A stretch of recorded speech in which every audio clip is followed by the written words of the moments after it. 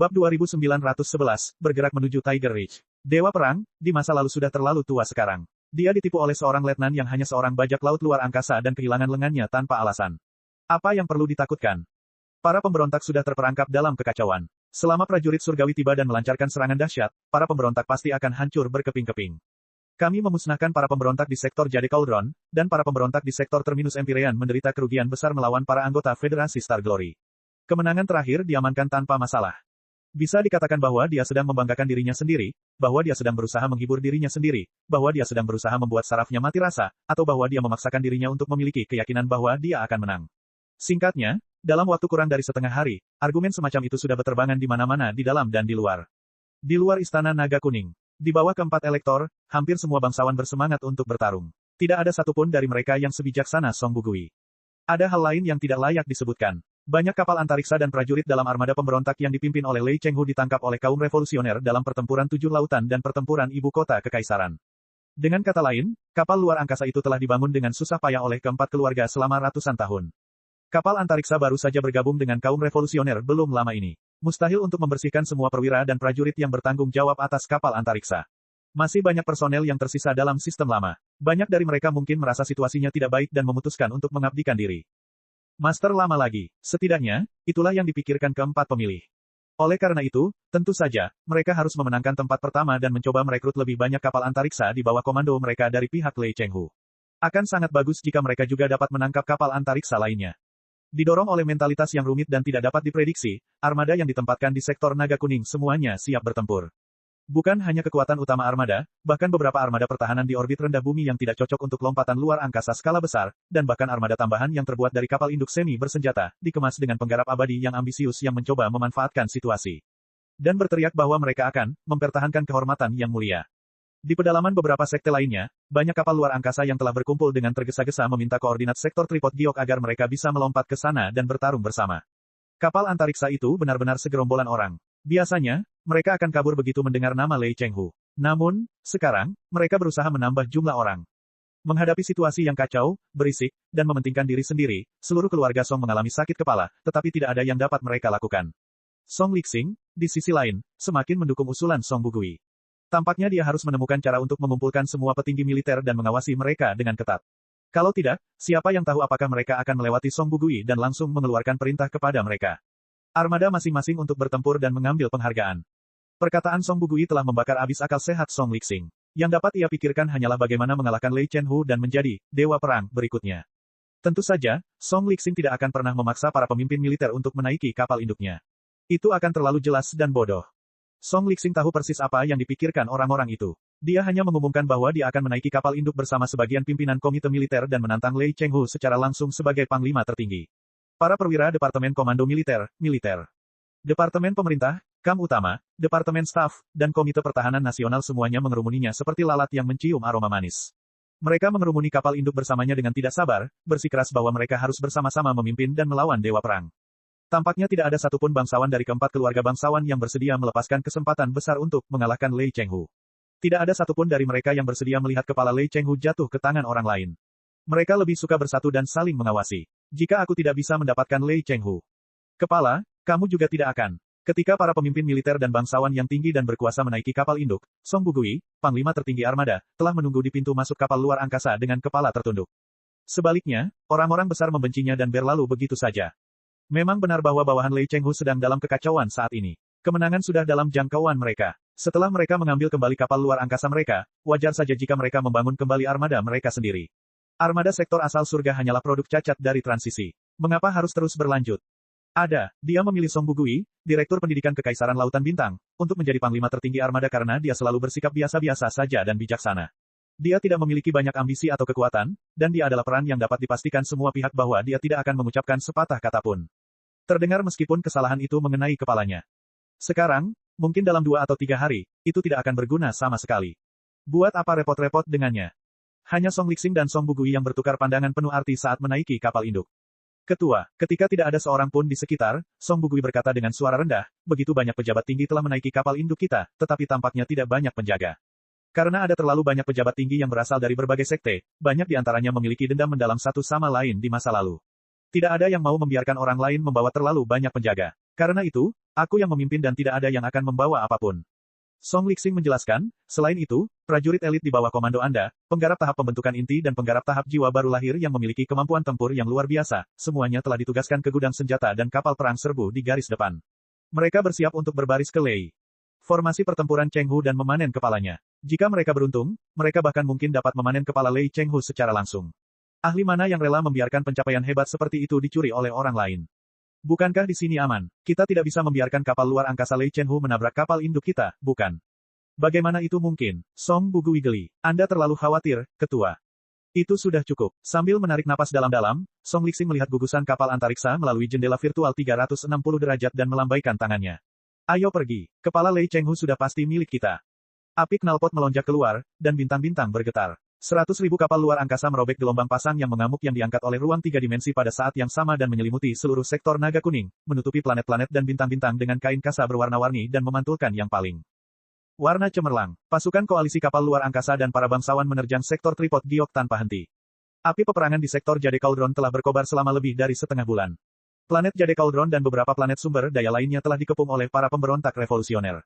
Seluruh zona ruang angkasa penuh dengan puing-puing kapal luar angkasa dan medan gaya interferensi yang kuat. Sebagian besar data medan perang tidak dapat dikirimkan. Baru setelah pasukan koalisi armada pengembalian surga dan para bangsawan melompat ke sektor tripod giok, mereka dapat memindai seluruh zona luar angkasa dan membangun hubungan komunikasi taktis dan model data medan perang untuk menjangkau para pembela di darat. Sektor naga kuning dan sektor koali giok tidak jauh dari satu sama lain. Itu adalah lompatan ruang angkasa jarak pendek yang cukup mulus. Armada sektor asal surga bahkan telah mempertahankan formasi yang cukup utuh. Tidak ada yang namanya lompatan buta, di mana kapal luar angkasa telah diledakkan. Dihantam badai 4 dimensi dan tersebar dalam jarak puluhan miliar kilometer. Informasi terkini yang mereka terima juga meningkatkan moral para bangsawan. Pertama, permukaan Jade Cauldron dan beberapa planet sumber daya penting masih berada di bawah kendalinya dan belum ditembus oleh pemberontak. Artinya mereka memiliki basis pertahanan dan pasokan yang kuat. Kedua, riak ruang angkasa yang intens menyebar dalam koordinat tertentu di dekat orbit planet keempat sektor tripod giok, yang tampaknya merupakan jejak lompatan ruang angkasa berskala besar. Itu adalah tempat paling rapuh dengan lubang cacing alami terbanyak di seluruh sektor tripod giok. Itu juga merupakan titik lompatan ruang angkasa tersibuk dalam sejarah. Itu adalah bukti pelarian tergesa-gesa Bai Xinghe. Ketiga, Komandan Tim Pertahanan melaporkan secara langsung bahwa, setelah sehari semalam pertempuran sengit, armadanya di orbit rendah bumi gagal menghentikan pasukan Lei Cheng Hu yang tersisa dan bahkan kehilangan 90% kemampuan tempurnya. Namun, Lei Cheng Hu tidak melanjutkan perjalanannya. Ia menghancurkan armada para pembela dan menduduki Yuding. Sebaliknya, ia memilih untuk membersihkan kekacauan dan berlari menuju planet nomor 4 bersama dengan sisa-sisa armadanya. Menurut Komandan Tim Pertahanan, Lei Cheng Hu sedang terburu-buru dan bahkan tidak membersihkan medan perang. Dia bahkan meninggalkan banyak kapal antariksa yang relatif lambat dan mundur dari medan perang tanpa mempedulikan apapun.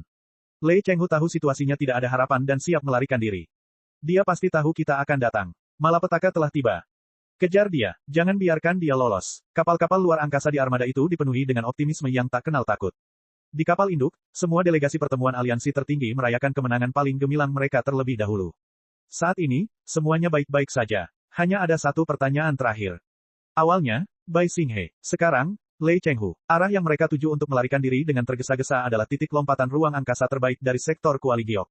Planet nomor 4 juga merupakan pusat perang antara kedua belah pihak selama setengah bulan terakhir. Seluruh zona ruang angkasa dipenuhi dengan pertempuran yang intens. Gangguan elektromagnetik, puing-puing pesawat antariksa, dan ranjau kosmik yang belum meledak. Itu seperti kabut perang yang tebal. Saat ini, tidak ada yang tahu apa yang sedang terjadi di sana.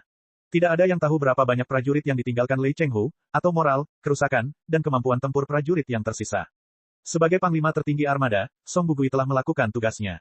Ia menyarankan agar mereka melakukannya secara perlahan dan mantap serta mengirimkan sekelompok kecil pengintai untuk membawa banyak peralatan pemindaian sihir dan kamera kristal pengintai sehingga mereka dapat mengetahui apa yang terjadi di sekitar titik lompatan luar angkasa keempat. Usulan yang bijaksana itu langsung diserang oleh para pemimpin militer.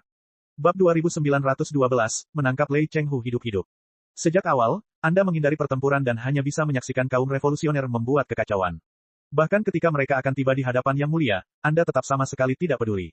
Saat itu masih bisa dijelaskan sebagai kehati-hatian. Saat ini, tentara kita memiliki semua keuntungan. Pasukan musuh sedang melarikan diri dari kekalahan, namun kita masih harus ragu dan menunda kesempatan. Wakil Marsekal Song, apa sebenarnya yang Anda pikirkan? Para pembela planet Jade Cauldron telah mengirimkan semua catatan pertempuran baru-baru ini kepada kami. Kami dapat melihatnya dengan jelas dari data pertempuran dan bahkan file video. Bawahan Bai Xinghe memang telah lolos dari kendali Lei Cheng Hu dan menghilang ke kedalaman lautan bintang melalui lompatan luar angkasa. Moral bawahan Lei Cheng Hu yang tersisa juga telah mencapai titik terendah. Mereka menderita kerugian besar dalam pertempuran yang kacau selama sehari semalam. Mereka bahkan kehilangan 2 persenjataan super. Apakah mereka juga palsu? Jika itu jebakan, musuh terlalu murah hati. Bahkan jika Lei Chenghu memiliki cara untuk menyusun kembali sisa-sisa kekacauan menjadi formasi pertempuran yang solid, mustahil baginya untuk melawan pasukan kita dengan kekuatan militer yang lemah. Selain itu, tidak ada yang bisa mengurus sisa-sisa seperti itu secara instan, bahkan para dewa. Tidak perlu dipikirkan lagi, Lei Chenghu pasti berencana untuk melarikan diri. Kesempatan itu cepat berlalu. Begitu prajurit Lei Chenghu yang tersisa melarikan diri ke titik lompatan angkasa dan kembali ke ibu kota dengan lompatan angkasa, akan sulit untuk memusnahkan mereka. Wakil Jenderal Song, apakah Anda masih memiliki keberanian dan kesetiaan seorang prajurit Kekaisaran Lautan Bintang? Jika tidak, apa yang menjadikan Anda Panglima tertinggi armada pengembalian surga? Kepala Song Bugui berdarah, tetapi dia tidak berani mengatakan apapun. Data yang dikirimkan kembali oleh Departemen Intelijen dan Analisis Strategis memverifikasi kata-kata para pemimpin militer. Para pengawal Kuali Giok mengirimkan sejumlah besar gambar dan video yang jelas, termasuk pengawasan riak-riak angkasa, untuk membuktikan bahwa Bai Xinghe memang telah mengambil sedikitnya sepertiga dari kapal perang dan hampir semua rampasan pemberontak revolusioner serta kapal-kapal antariksa yang baru saja direbut. Selain itu, kepergian mereka bukanlah hal yang menyenangkan. Pemimpin bajak laut luar angkasa yang tidak patuh itu tampaknya memiliki konflik kecil dengan bawahan Lei Chenghu. Dapat dikatakan bahwa dia telah mengungsi dengan paksa dan mengekspos sisi Lei Chenghu yang paling rentan. Lei Chenghu telah dikerahkan di sayap, kapal perang antimagnetisme yang tak berdaya dan kapal pasokan komprehensif telah diserahkan kepada para pembela. Setelah sehari semalam bertempur sengit, Lei Chenghu telah kehilangan banyak kapal perang kristalnya dan hampir semua kapal perbekalan komprehensifnya, termasuk 2 persenjataan super. Dengan kata lain, ia telah kehilangan semua sumber daya yang telah ia persiapkan untuk pertempuran yang berkepanjangan.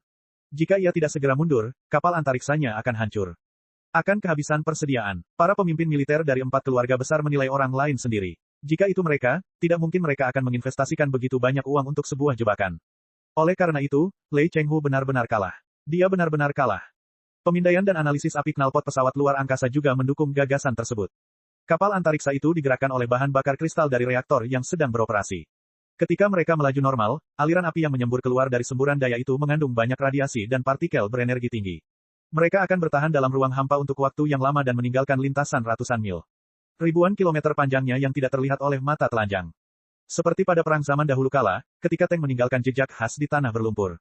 Meskipun tidak dapat dilihat dengan mata telanjang, indera para penggarap abadi dan peralatan pemindaian sihir yang canggih dapat dengan jelas mendeteksi lintasan warna-warni tersebut. Dengan menganalisis jejak, mereka akan dapat menemukan arah pelarian musuh dan bahkan mengetahui situasi di dalam markas musuh. Saat ini, di angkasa luas dari Jade Cauldron hingga planet nomor 4, kobaran api knalpot bertebaran di mana-mana, seakan-akan ada lalat tanpa kepala yang tak terhitung jumlahnya berlarian dan bahkan bertabrakan satu sama lain. Itu berarti kendali Lei Chenghu atas armada telah diminimalkan. Dia tidak dapat membentuk formasi yang rapi dan mundur dengan tertib. Semua kapal antariksa di bawah komandonya melarikan diri menuju titik lompatan antariksa. Yang lebih penting, para pembela telah mengunci kapal induk Lei Chenghu. Unit daya setiap kapal antariksa berbeda-beda. Bahkan model kapal perang yang sama memiliki perbedaan kecil pada semburan api knalpot yang dikeluarkannya setelah pertempuran, perawatan, dan peningkatan yang terus-menerus. Orang dapat mengetahui model atau bahkan nomor kapal antariksa berdasarkan perbedaan pada semburan api knalpot. Kapal perang Lei Chenghu menjadi incaran semua orang. Tentu saja, itu adalah incaran utama para pengawal. Ketika armada muncul, para pembela telah melaporkan api knalpot dan data lintasan kapal induk Lei Chenghu kepada atasan mereka. Setelah pemindaian skala penuh, armada segera menemukan kapal induk Lei Chenghu. Setelah menganalisis api knalpot kapal induk Lei Chenghu dan kapal luar angkasa lainnya, mereka sampai pada kesimpulan yang mengejutkan. Kapal induk Lei Chenghu tampaknya telah rusak parah dan tidak dapat melarikan diri dengan kecepatan jelajah 100%. Bahkan lebih lambat dari kapal luar angkasa lainnya dan secara bertahap tertinggal dari seluruh armada. Lei Chenghu lumpuh. Kapal antariksanya tertinggal dan menyeret seluruh armada ke bawah. Kapal induknya telah rusak parah. Tidak hanya kecepatannya yang mengagumkan, daya tembak dan kemampuan bertahannya kemungkinan besar akan sangat berkurang. Jika kita dapat mengejarnya, kemungkinan besar kita akan meledakkan kapal induknya atau bahkan menangkap Lei Chenghu hidup-hidup. Berita itu bagai stimulan yang disuntikkan ke otak setiap bangsawan, membuat kepala mereka berderit dan nyaris meledak. Baik Song Bugui maupun pertemuan perang gabungan terakhir belum mengeluarkan perintah, tetapi cabang keluarga Yun di armada telah meninggalkan pasukan utama dan bergegas keluar. Ini, omong kosong, omong kosong. Dalam rapat gabungan itu, pemimpin militer dari keluarga Yun meniup jenggotnya dan melotot ke arah bawahannya. Ia tampak geram dengan kecerobohan bawahannya, tetapi ia sama sekali tidak berniat memanggil mereka kembali. Oleh karena itu, setelah saling memandang dengan bingung selama setengah detik, keluarga bangsawan lainnya tidak punya waktu untuk mencaci maki keluarga Yun karena tidak tahu malu. Mereka memberi isyarat kepada bawahan mereka dengan berbagai cara dan bergegas keluar, bertekad untuk menghentikan kapal induk Lei Chenghu sebelum yang lain. Keluarga melakukannya. Untuk sesaat, ratusan ribu pesawat antariksa itu melaju dengan tiba-tiba, meninggalkan kobaran api berwarna-warni di belakang mereka, dan melesat menuju planet keempat seperti anak panah yang dilepaskan dari busur. Mereka mencapai zona angkasa gelap yang diselimuti oleh radiasi, turbulensi, puing-puing pesawat antariksa, dan sabuk batu. Mereka tidak memiliki komandan yang bersatu, juga tidak memiliki kerja sama tim yang efektif. Mereka bahkan saling menyabotase secara rahasia, saling menyabotase, dan memblokir rute sekutu mereka tanpa membuat siapapun khawatir. Formasi pertempuran yang rapi saat lompatan baru saja selesai sekarang berantakan dan tidak merata setelah beberapa jam pengejaran berkecepatan tinggi. Namun pada akhirnya, mereka berhasil mengejar pasukan Lei Chenghu yang tersisa. Apakah kau melihatnya? Dia adalah Dewa Perang. Para bangsawan bersorak kegirangan. Itu seperti tawa seekor hiena ketika melihat singa yang sekarat. Bawahan Lei Chenghu memang dalam situasi yang buruk. Armadanya telah menghabiskan terlalu banyak armor dan bahan bakar dalam pertempuran berintensitas tinggi yang telah berlangsung hampir sebulan. Unit-unit tenaga juga telah hancur, membuat sebagian besar kapal antariksa tidak dapat mencapai 100% kecepatannya. Beberapa dari mereka cepat, dan beberapa lambat. Mereka secara bertahap terseret ke dalam garis zigzag. Pada saat ini, pesawat antariksa di garis depan telah berputar ke belakang orbit planet No. 4. Riak-riak angkasa yang kuat menyebar, menunjukkan bahwa ia telah memasuki kondisi lompatan angkasa. Banyak kapal luar angkasa yang besar dan kikuk, termasuk kapal induk, kapal persenjataan super, dan kapal pasokan lengkap, masih tertinggal seperti banteng yang terengah-engah dan berlumuran darah. Secara teori, jika pesawat antariksa itu utuh dan unit lompatan antariksa memiliki cukup bahan bakar, ia dapat melompat pada koordinat manapun. Itu hanya masalah peluang keberhasilan dan konsumsi bahan bakar. Namun, jika pesawat antariksa itu penuh dengan retakan yang hampir tidak diperbaiki setelah pertempuran sengit, keseluruhan strukturnya akan mengalami deformasi serius, dan kelelahan logamnya akan melonjak. Selain itu, jika pesawat antariksa itu benar-benar kekurangan bahan bakar, ia tidak akan dapat melompat secara acak kecuali jika ia ingin dihancurkan oleh badai 4 dimensi, atau akan kehilangan semua bahan bakarnya selama lompatan dan jatuh ke lautan alam semesta 4 dimensi selamanya. Dalam keadaan seperti itu, mereka hanya dapat mencari area di mana ruang 3 dimensi paling tidak stabil dan lubang cacing alami paling padat, yang disebut titik lompatan. Itulah satu-satunya cara agar mereka dapat meningkatkan peluang mereka untuk melarikan diri dengan aman. Itu juga alasan mengapa Lei Chenghu harus melarikan diri ke planet keempat. Tembak, tembak, tembakan semua peralatan sihir yang bisa ditembakkan. Lindungi, Dewa Perang, kita dengan senjata terkuat. Para bangsawan berseri-seri karena kegembiraan. Mereka terlalu bangga untuk peduli bahwa mereka belum mencapai jarak pembunuhan yang efektif. Pilar cahaya yang tak terhitung jumlahnya menembus lautan bintang seperti lembing dan tombak dan berubah menjadi ribuan gelembung yang mengembang di sekitar bawahan Lei Chenghu yang tersisa. Tentu saja, taktik seperti itu tidak sepenuhnya salah. Meskipun tidak cukup untuk merusak kapal luar angkasa musuh, gelombang pemboman dan energi spiritual yang menyapu tidak hanya dapat memperlambat pelarian Lei Chenghu tetapi juga mencegahnya melakukan lompatan luar angkasa. Dengan kata lain, ribuan sinar cahaya telah mengaitkan bawahan Lei Chenghu yang tersisa seperti ribuan kail. Tidak ada tempat untuk lari. Tampaknya Lei Chenghu telah menyadari bahwa ia berada di jalan buntu dan tidak dapat menyingkirkan para pengejar di belakangnya. Oleh karena itu, ia hanya menarik formasi pertempuran dan mengubah arahnya, mencoba untuk bertempur dengan membelakangi planet keempat. Tetapi sekarang karena moral mereka begitu rendah, bukanlah tugas mudah bagi Dewa Perang untuk mengumpulkan prajurit yang tersisa dan membentuk formasi pertempuran yang solid.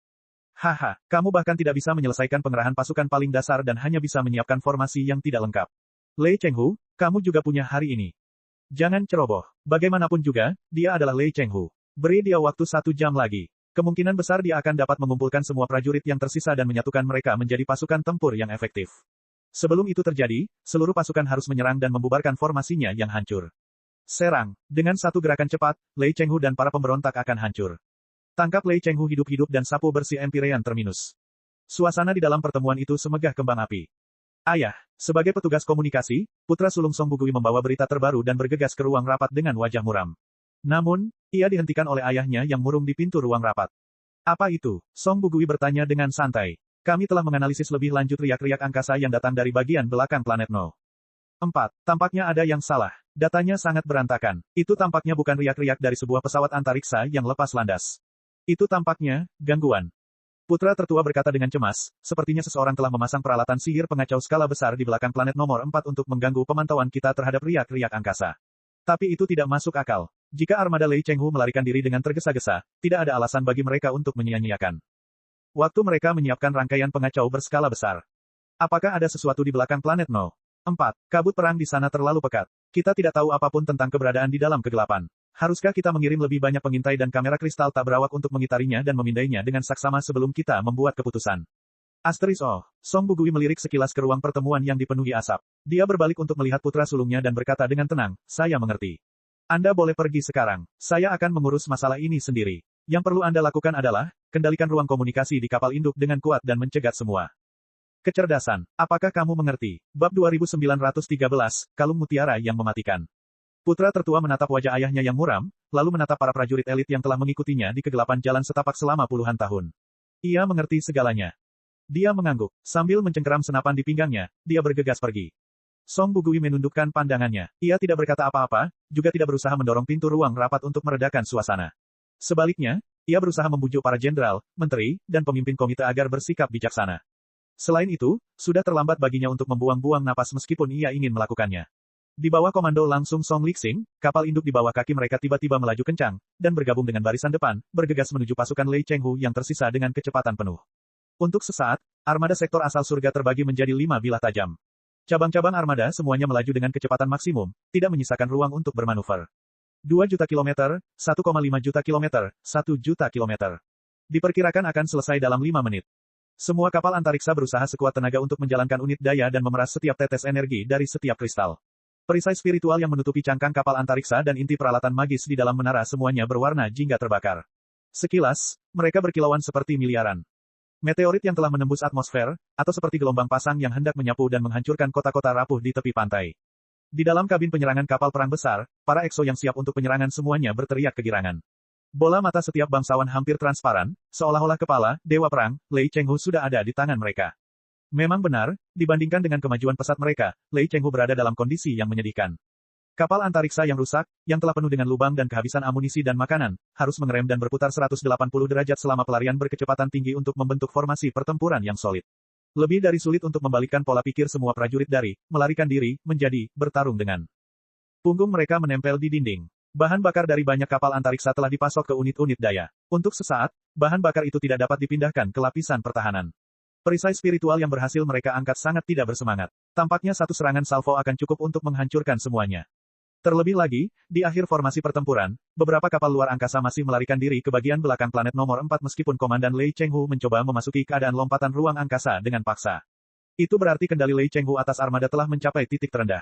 Satu serangan mungkin cukup untuk menghancurkan armadanya dan menghentikannya untuk berkumpul lagi. Itu adalah pembantaian besar-besaran. 500.000 kilometer, 400.000 kilometer, 300.000 kilometer, 200.000 kilometer, dan akhirnya 100.000 kilometer. Armada itu bergerak semakin cepat. Raungan mematikan bergema di kokpit setiap kapal antariksa. Ketika formasi pertempuran kedua belah pihak hanya berjarak 50.000 kilometer dari satu sama lain, armada sektor asal surga adalah yang pertama meraung. Miliaran sinar cahaya yang ratusan kali lebih tebal dan lebih terang dari sebelumnya mewarnai seluruh lautan bintang menjadi putih. Semua jenis peluru yang gelombang elektromagnetik yang kuat melesat maju seperti hujan meteor dari dasar neraka. Banyak pakaian kristal dan pesawat ulang-alik mengikuti mereka dan maju dengan gagah berani seperti lebah liar. Sisa-sisa Lei Chenghu yang baru saja dibangun tidak cukup untuk menahan serangan, yang mengesankan, itu sama sekali. Kapal perang perisai ilahi, kapal perang interferensi elektromagnetik, dan kelompok terakhir kapal perang pasokan komprehensif di garis depan meledak. Reaktor kristal super besar yang terkena itu seperti ledakan dahsyat. Bom, hanya dalam beberapa detik, seluruh proses pembakaran, pemuaian, ledakan, penyebaran, dan pemusnahan selesai, dan berubah menjadi puing-puing yang berputar dengan kecepatan tinggi. Di bawah naungan reruntuhan, pasukan Lei Chenghu yang tersisa berhasil meluncurkan puluhan ribu sinar cahaya lemah untuk melakukan serangan balik. Namun, daya tembak yang tersebar dan lemah seperti itu tidak cukup untuk menembus lapisan pertahanan armada pengembalian surga. Tidak hanya tidak dapat memblokir musuh, seluruh armada pengembalian surga juga dipenuhi dengan kepercayaan diri dan keberanian 100 kali lebih banyak, dengan kata lain, jenis. Keberanian yang tak kuasa ditumpahkan oleh mereka yang tak berani melawan singa dan harimau, saat berhadapan dengan anjing-anjing yang tenggelam. Ayo kita pergi dan tunjukkan pada para pengkhianat sialan itu apa yang bisa kita lakukan. Kepala Lei Chenghu adalah milikku. Tidak ada yang akan mencurinya dariku. Lem adalah dewa perang yang baru. Biarkan aku yang mengambil keputusan akhir dan menghancurkan kapal induk Lei Chenghu. Kedua armada mempertahankan kecepatan lari maksimum yang dapat ditanggung oleh sebuah kapal antariksa. Hanya butuh waktu sesaat dari 100.000 kilometer untuk berlalu. Namun pada saat itu, sekitar 10% kapal antariksa di bawah komando Lei Chenghu telah meledak. Lebih dari 20% kapal antariksa telah kehilangan perisai spiritual dan dorongan dan hanya bisa berputar-putar, menjadi target hidup. Sisa 70% dari kapal luar angkasa telah rusak pada berbagai tingkatan juga. Mereka telah benar-benar kehilangan konsep formasi pertempuran. Alih-alih melarikan diri dengan tergesa-gesa, mereka menggeliat dalam keputusasaan di ruang seperti gurun hitam. Di sisi lain, meskipun cabang-cabang keluarga besar semuanya mengurus bisnis mereka sendiri dan membuat keputusan mereka sendiri, formasi pertempuran dasar masih dapat dipertahankan. Amunisi dan bahan bakar juga melimpah. Moral armada juga melonjak. Situasinya adalah ratusan kali lebih baik daripada pasukan Lei Chenghu yang tersisa. Yang lebih penting, melalui serangan berbilah putih itu, mereka tidak hanya menghancurkan pasukan Lei Chenghu yang tersisa, mereka juga memotong rute pelarian Lei Chenghu antara pasukan yang tersisa dan titik lompatan ruang angkasa di planet keempat. Itu adalah hal yang paling penting. Prajurit Lei Chenghu yang tersisa memang rentan. Elang kemenangan sudah melayang di atas kepala kita. Di kapal induk armada, para jenius militer dari 4 keluarga besar dan para kandidat dewa perang berikutnya semuanya berpikir demikian. Banyak dari mereka bahkan melihat Song Bugui, yang menjulurkan lehernya, dengan jijik di mata mereka. Apakah kamu melihat? Musuh sangat lemah. Baru saja, dia benar-benar ingin melarikan diri. Jika, menurut apa yang dikatakan Marsekal Song, dia harus melangkah dengan hati-hati dan waspada, maka dia akan kehilangan kesempatan dan membiarkan harimau itu kembali ke gunung. Song Bugui tidak mengatakan apa-apa, bahkan kerutan di sudut matanya tetap tidak berubah. Dia hanya mendesah pelan, sangat pelan, lalu menarik kepalanya. Armada terus bergerak maju. Baru saja menyelesaikan sprint berkecepatan tinggi di tengah miliaran tembakan meriam, gugusan kapal antariksa itu masih mempertahankan momentum yang relatif kuat. Mereka akan membutuhkan setidaknya 1 juta kilometer sebelum dapat berbalik dan meluncurkan serangan kedua, dan mungkin yang terakhir. Pada saat ini, mereka masih bergerak maju dalam orbit sinkron karena inersia mereka dan gravitasi planet keempat. Dengan massa planet nomor 4 yang sangat besar, orbit sinkron akan dianggap sebagai ketapel gravitasi raksasa yang akan melemparkan mereka menjauh untuk mengurangi konsumsi bahan bakar dan meningkatkan kecepatan armada ke tingkat yang sama sekali baru. Itu adalah prosedur standar dalam pertempuran luar angkasa. Sementara itu, sejumlah besar pakaian kristal lincah dan pesawat ulang-alik telah menembaki sisa-sisa pasukan Lei Chenghu, sehingga memberi lebih banyak waktu bagi pasukan untuk berkumpul dan berlari. Tampaknya mereka telah mencapai batas ketapel gravitasi, dan hendak dilempar keluar untuk melampiaskan amarah dan niat membunuh mereka 100 kali lipat. Pada saat ini, 99% orang di armada tidak lagi meragukan kemenangan yang tak terelakkan. Itu hanya masalah waktu, 1 jam, atau 1 menit. Tanpa mereka sadari, seluruh armada mereka telah tiba di belakang planet nomor 4. Lalu mereka melihat pedang. Pedang yang setipis sayap jangkrik, melengkung seperti bulan sabit, dan berkilauan seolah-olah dapat memotong ekor komet dan planet menjadi 2, berdiri menghalangi jalan mereka. Tidak, para bangsawan saling memandang dengan bingung. Tidak lama kemudian beberapa dari mereka menyadari bahwa itu bukanlah pedang bulan sabit sungguhan, melainkan armada kecil yang terdiri dari ribuan kapal perang serbu dan kapal perusak. Jarak di antara mereka telah dipersempit hingga mereka hampir bertabrakan. Ribuan api knalpot telah berkumpul. Sekilas, mereka tampak seperti aura pedang yang menebas ombak. Dengan cara seperti itu, armada penyerang yang senyap mengecilkan gelombang pantulan mereka seminimal mungkin. Kemudian, dengan bayangan planet, puing-puing yang pecah dan riak-riak angkasa yang terpelintir secara ajaib lolos dari pemindaian armada. Saat ini, armada penyerang yang telah dikompresi hingga minimum, tengah mengembang dan menyebarkan kecerahannya dengan kecepatan tinggi, seperti pedang yang berubah dari warna putih yang berbahaya menjadi warna yang bahkan lebih berbahaya. Pedang paling berbahaya di seluruh alam semesta telah terhunus. Ini adalah armada Bai Xinghe. Akhirnya, beberapa bangsawan yang berpengetahuan luas menyadari anomali dari lonjakan data dan berteriak seperti babi yang sedang disembelih. Armada Bai Xinghe bukanlah satu-satunya hal yang mengejutkan mereka. Betapapun tajamnya pedang Bai Xinghe, ukurannya hanya sebesar beberapa ribu kapal perusak. Itu tidak cukup untuk membalikkan situasi pertempuran. Namun, di belakang armada Bai Xinghe, di bawah bayang-bayang planet nomor 4, dalam kabut perang yang misterius, sesuatu yang tampak seperti kalung mutiara berkilauan dan membentuk lingkaran yang hampir sempurna. Seharusnya ada bintang yang tak terhitung jumlahnya di sekitar kalung mutiara, tetapi saat ini, bintang-bintang itu berwarna hitam pekat, seolah-olah ada bagian ruang yang digali, atau lebih tepatnya, ratusan pintu yang mengarah ke tepi lautan bintang. Itu Stargate. Itu suara lompatan luar angkasa yang sangat besar. Ada sesuatu yang melompati. Objek supermasif yang tak terhitung jumlahnya melompati. Di setiap kapal antariksa armada, sorak-sorai yang tak jelas terdengar gembira digantikan oleh teriakan putus asa. Sistem alarm yang digunakan untuk memantau objek-objek supermasif dan riak-riak angkasa menjerit begitu menyedihkan hingga hampir menusuk telinga semua bangsawan. Faktanya, tanpa pengingat sistem alarm, para bangsawan bisa saja menempelkan hidung mereka ke jendela dan melihat dengan mata telanjang betapa megahnya Stargate super besar di belakang planet nomor 4 dan betapa megahnya lompatan luar angkasa yang dipandunya. Bab 2914, menentukan nasib kita. Bukannya para jenderal dari 4 keluarga besar itu belum pernah melihat lompatan luar angkasa berskala besar sebelumnya. Faktanya, mereka sendiri sering melakukan perjalanan melalui badai 4 dimensi, menghasilkan riak-riak luar angkasa yang indah. Namun, lompatan jarak pendek dan lompatan jarak super jauh, terutama lompatan super dari tepi alam semesta ke pusat alam semesta, adalah dua konsep yang sama sekali berbeda. Seperti melempar batu dari tempat yang tinggi ke permukaan danau. Semakin jauh batu itu, semakin besar kemungkinan batu itu akan terciprat. Saat ini, ada sudut yang sangat kecil antara bintang sektor Kuali Giok dan planet No. 4. Sebagian besar kecerahan telah dikalahkan oleh kecerahan gerbang ruang angkasa. Sekilas, tampaknya gerbang ruang angkasa telah terbuka dan menelan lebih dari setengah bintang, hanya menyisakan cincin emas yang kabur. Dengan gerhana matahari sebagai latar belakang, tetesan hujan emas yang tak terhitung jumlahnya meledak di lautan bintang, menimbulkan riak emas, perak, dan warna-warni yang cerah. Ketika setiap riak berkembang hingga maksimal, ratusan titik cahaya berkilauan akan lahir dalam kegelapan yang dulunya kosong. Mereka seperti hewan lapar yang telah membuka mata mereka setelah perjalanan panjang meskipun kelelahan. Itu adalah nyala api yang melonjak ketika perisai spiritual dan unit daya kapal luar angkasa dimaksimalkan. Ribuan titik cahaya dan pesawat luar angkasa tiba di pusat lautan bintang. Yang lebih mengerikan adalah mereka bukanlah kapal antariksa pertama yang melompat dari tepi lautan bintang. 3 susunan titik cahaya berbentuk persegi yang rapat telah berkumpul di sekitar gerbang bintang. Jarak antara setiap titik cahaya seragam, seperti kubus yang presisi. Dalam keheningan, ada aura yang mengintimidasi. Setiap susunan titik mewakili armada cabang yang telah disusun dan siap bertempur. Gerbang luar angkasa super besar telah berfungsi dengan kapasitas penuh setidaknya sejak 1 hari dan 1 malam yang lalu, memandu sekelompok demi sekelompok tamu tak terduga ke tempat ini. Dengan perlindungan bayangan planet nomor 4, ia telah menyelesaikan lompatan dan perakitan yang fatal. Kurang lebih, saat itulah Lei Chenghu jatuh ke dalam kekacauan dan mulai runtuh. Bagaimana mungkin kita gagal mendeteksi gerbang ruang angkasa yang begitu besar begitu dekat dengan planet Tripod Giok. Tak terhitung banyaknya jenderal dari keluarga bangsawan yang merintih kesakitan. Mereka tidak berusaha mencari tahu alasannya, tetapi mencari kambing hitam yang dapat mereka salahkan. Musuh hanya memainkan tipu daya kecil dengan membuat sejumlah kapal antariksa pembantu yang tidak penting dan kapal antariksa yang ditawan melompat mendekati planet nomor 4, berpura-pura bahwa mereka melarikan diri dengan tergesa-gesa dan mengganggu riak-riak luar angkasa di dekatnya sehingga para pembela tidak akan tahu apa yang sedang terjadi. Itu bukanlah jebakan yang sangat cerdik. Selama para penjaga dan komandan armada cukup sabar untuk mengirim pengintai untuk menjelajahi bagian belakang planet nomor 4, mereka tidak akan mudah tertipu. Sekalipun mereka tidak dapat menghentikan musuh dari melompat, setidaknya mereka dapat membentuk formasi pertempuran yang tepat dengan dukungan jade tripod.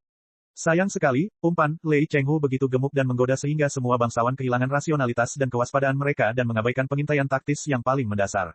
Pertemuan komunikasi tertinggi, yang tadinya ramai, kini mati suri seperti kuburan yang sudah ditinggalkan selama ratusan tahun. Semua kepala suku, menteri, presiden, dan wakil presiden terdiam. Mereka hanya bisa menatap dengan marah ke arah berkas cahaya yang terus berubah, terutama data yang terus melonjak di dalamnya. Itu adalah perkiraan total massa musuh yang terus berkembang dengan gila-gilaan. Dilihat dari riak angkasa yang dikirim musuh, total massa semua kapal antariksa musuh mendekati, jika tidak lebih besar dari, ukuran armada. Dan itu belum termasuk armada Lei Chenghu dan Bai Xinghe. Meskipun kualitas dan kemampuan tempur sebuah kapal antariksa tidak dapat disamakan, secara umum, semakin besar massa sebuah kapal antariksa, semakin kuat daya dorongnya. Kapal antariksa akan memiliki pelat baja yang lebih tebal, lebih banyak menara, dan lebih banyak unit tempur serta pakaian kristal. Massa musuh secara keseluruhan jauh lebih besar daripada armada, dan mereka tidak menunjukkan tanda-tanda akan berhenti. Banyak sekali kapal luar angkasa yang masih melompati dan bergabung dengan flashpoint array keempat yang akan segera terbentuk. Bagi armada yang diserang dari kedua sisi, itu adalah malapetaka. Sebelum para bangsawan bereaksi secara efektif, tamu tak diundang yang sangat berbahaya telah bergerak. Yang pertama menanggung beban adalah pedang bulan sabit Bai Xinghe. Kapal perusak dan kapal penyerang berlari dengan kecepatan penuh, meninggalkan api knalpot yang panjang dan sempit yang panjangnya ratusan ribu kilometer. Mereka seperti bayangan kabur ketika pedang melambai dengan kecepatan tertinggi. 3 flash cube yang telah dipersiapkan sepenuhnya menghantam armada dari arah yang berbeda seperti 3 palu perang yang kuat. Pertama, pasukan elit Bai Xinghe akan menghancurkan formasi pertempuran armada, dan kemudian 3 palu perang akan melancarkan serangan yang merusak. Itu adalah strategi yang sederhana, bahkan tidak masuk akal. Seluruh armada menjadi kacau. Sebelum kedua kelompok itu berlabuh, api perang para bangsawan yang sulit dipahami telah dipadamkan oleh gelombang pasang di dalam gerbang bintang. Bagaimana mungkin armada sebesar itu muncul entah dari mana? Bukankah kekuatan utama yang akan merevolusi para pemberontak adalah Lei Chenghu, Bai Xinghe, dan para pengawal kekaisaran kuno? Orang-orang itu jelas bukan pengawal kekaisaran. Para pengawal kekaisaran masih melawan para anggota aliansi Suaka di ibu kota. Siapa mereka? Siapa mereka sebenarnya? Massa musuh kita, total massa musuh kita masih terus bertambah. Ya Tuhan, berapa banyak pesawat antariksa yang akan melompat keluar dari gerbang bintang sialan itu? Apakah kita tertipu?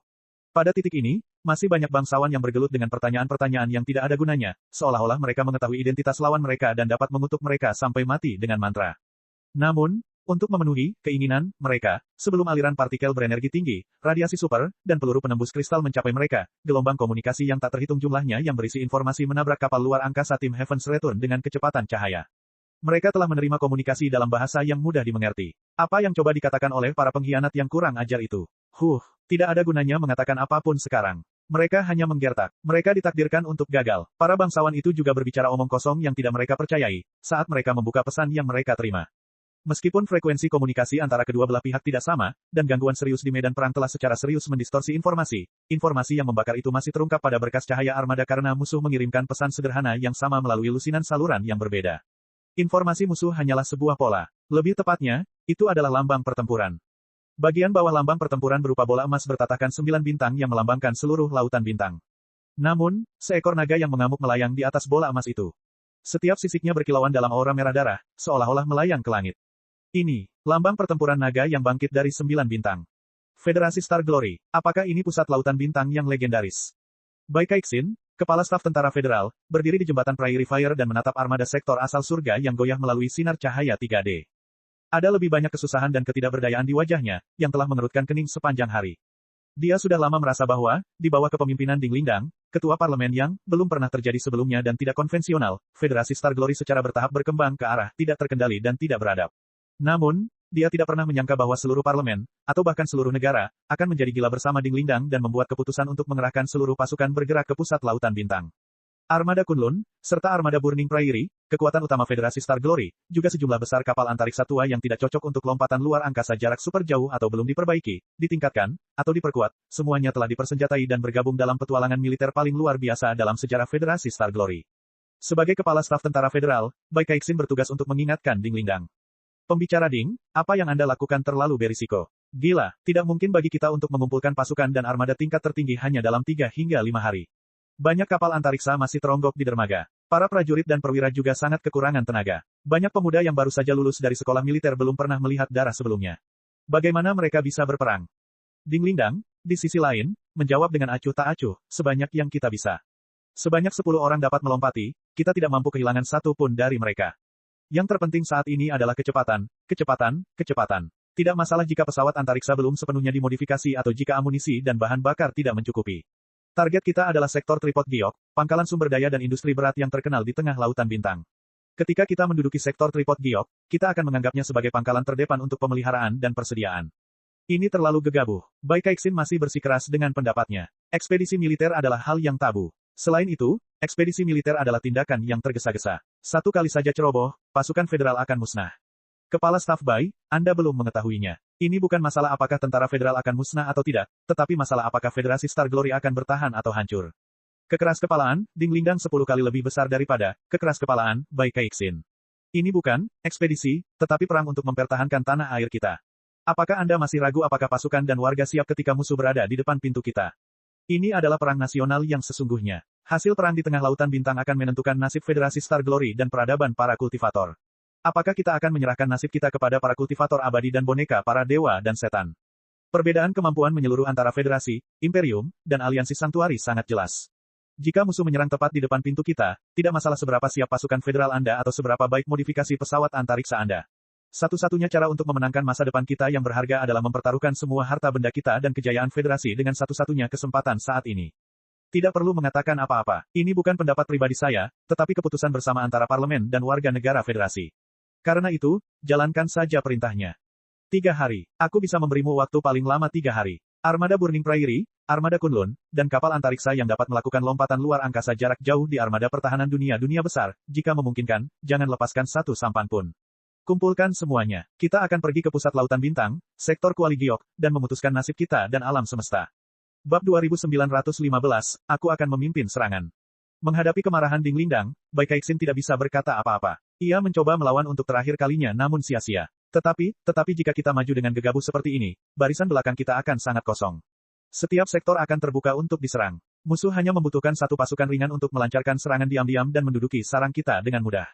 Sekalipun kita tidak mengerahkan seluruh kekuatan, bisakah kita benar-benar melawan musuh ketika mereka mendekat dan semua prajurit kita bersembunyi di kampung halaman kita?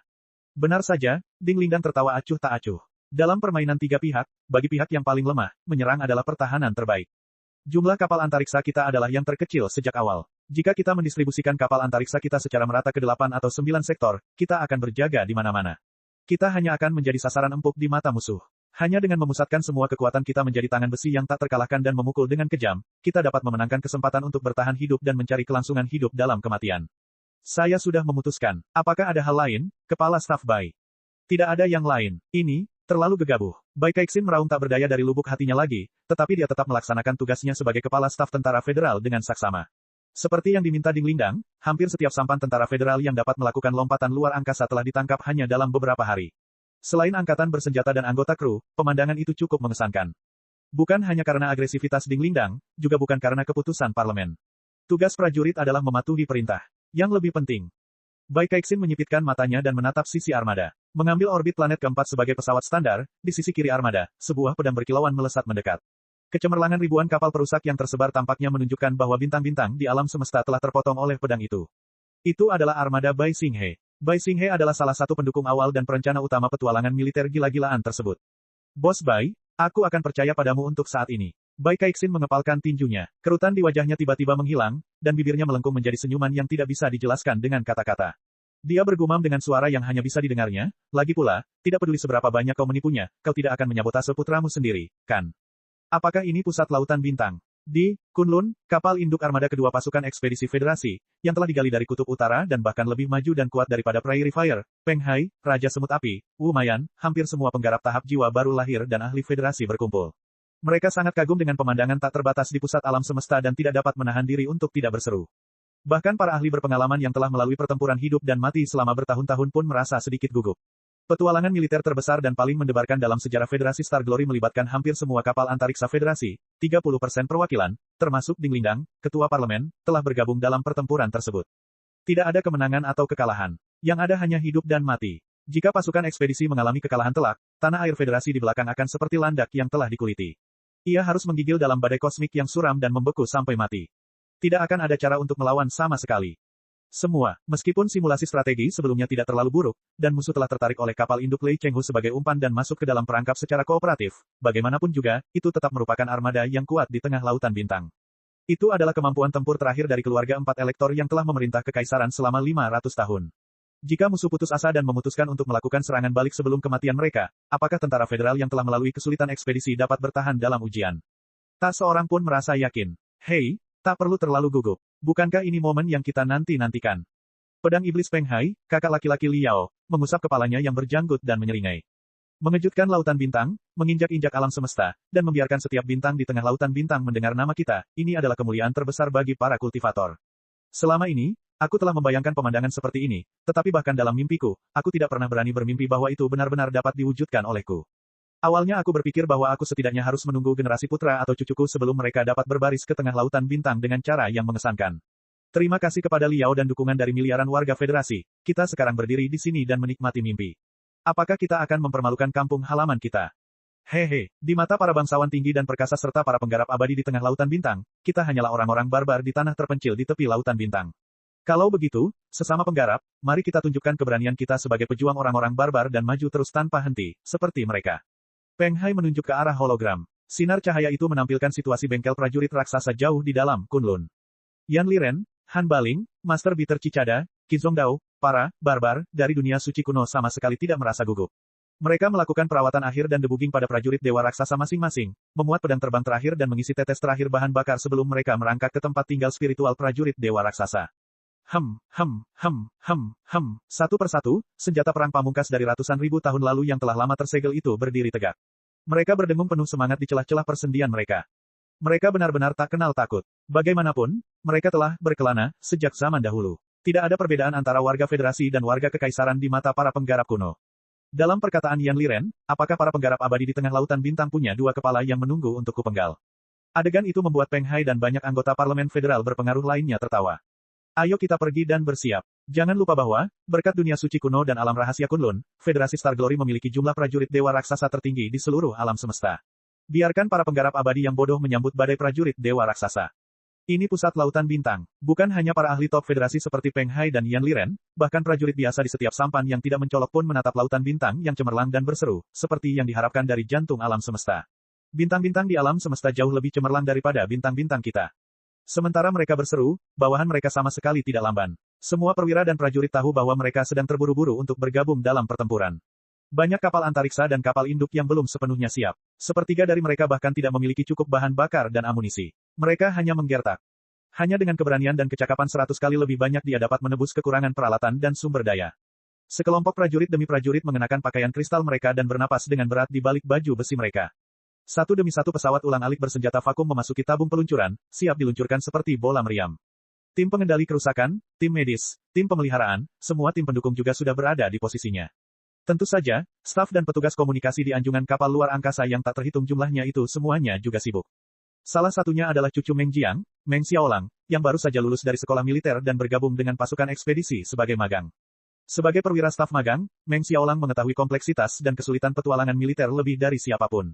Hampir merupakan keajaiban bahwa tentara federal mampu melompat ke pusat lautan bintang melintasi miliaran bintang hanya dalam beberapa hari.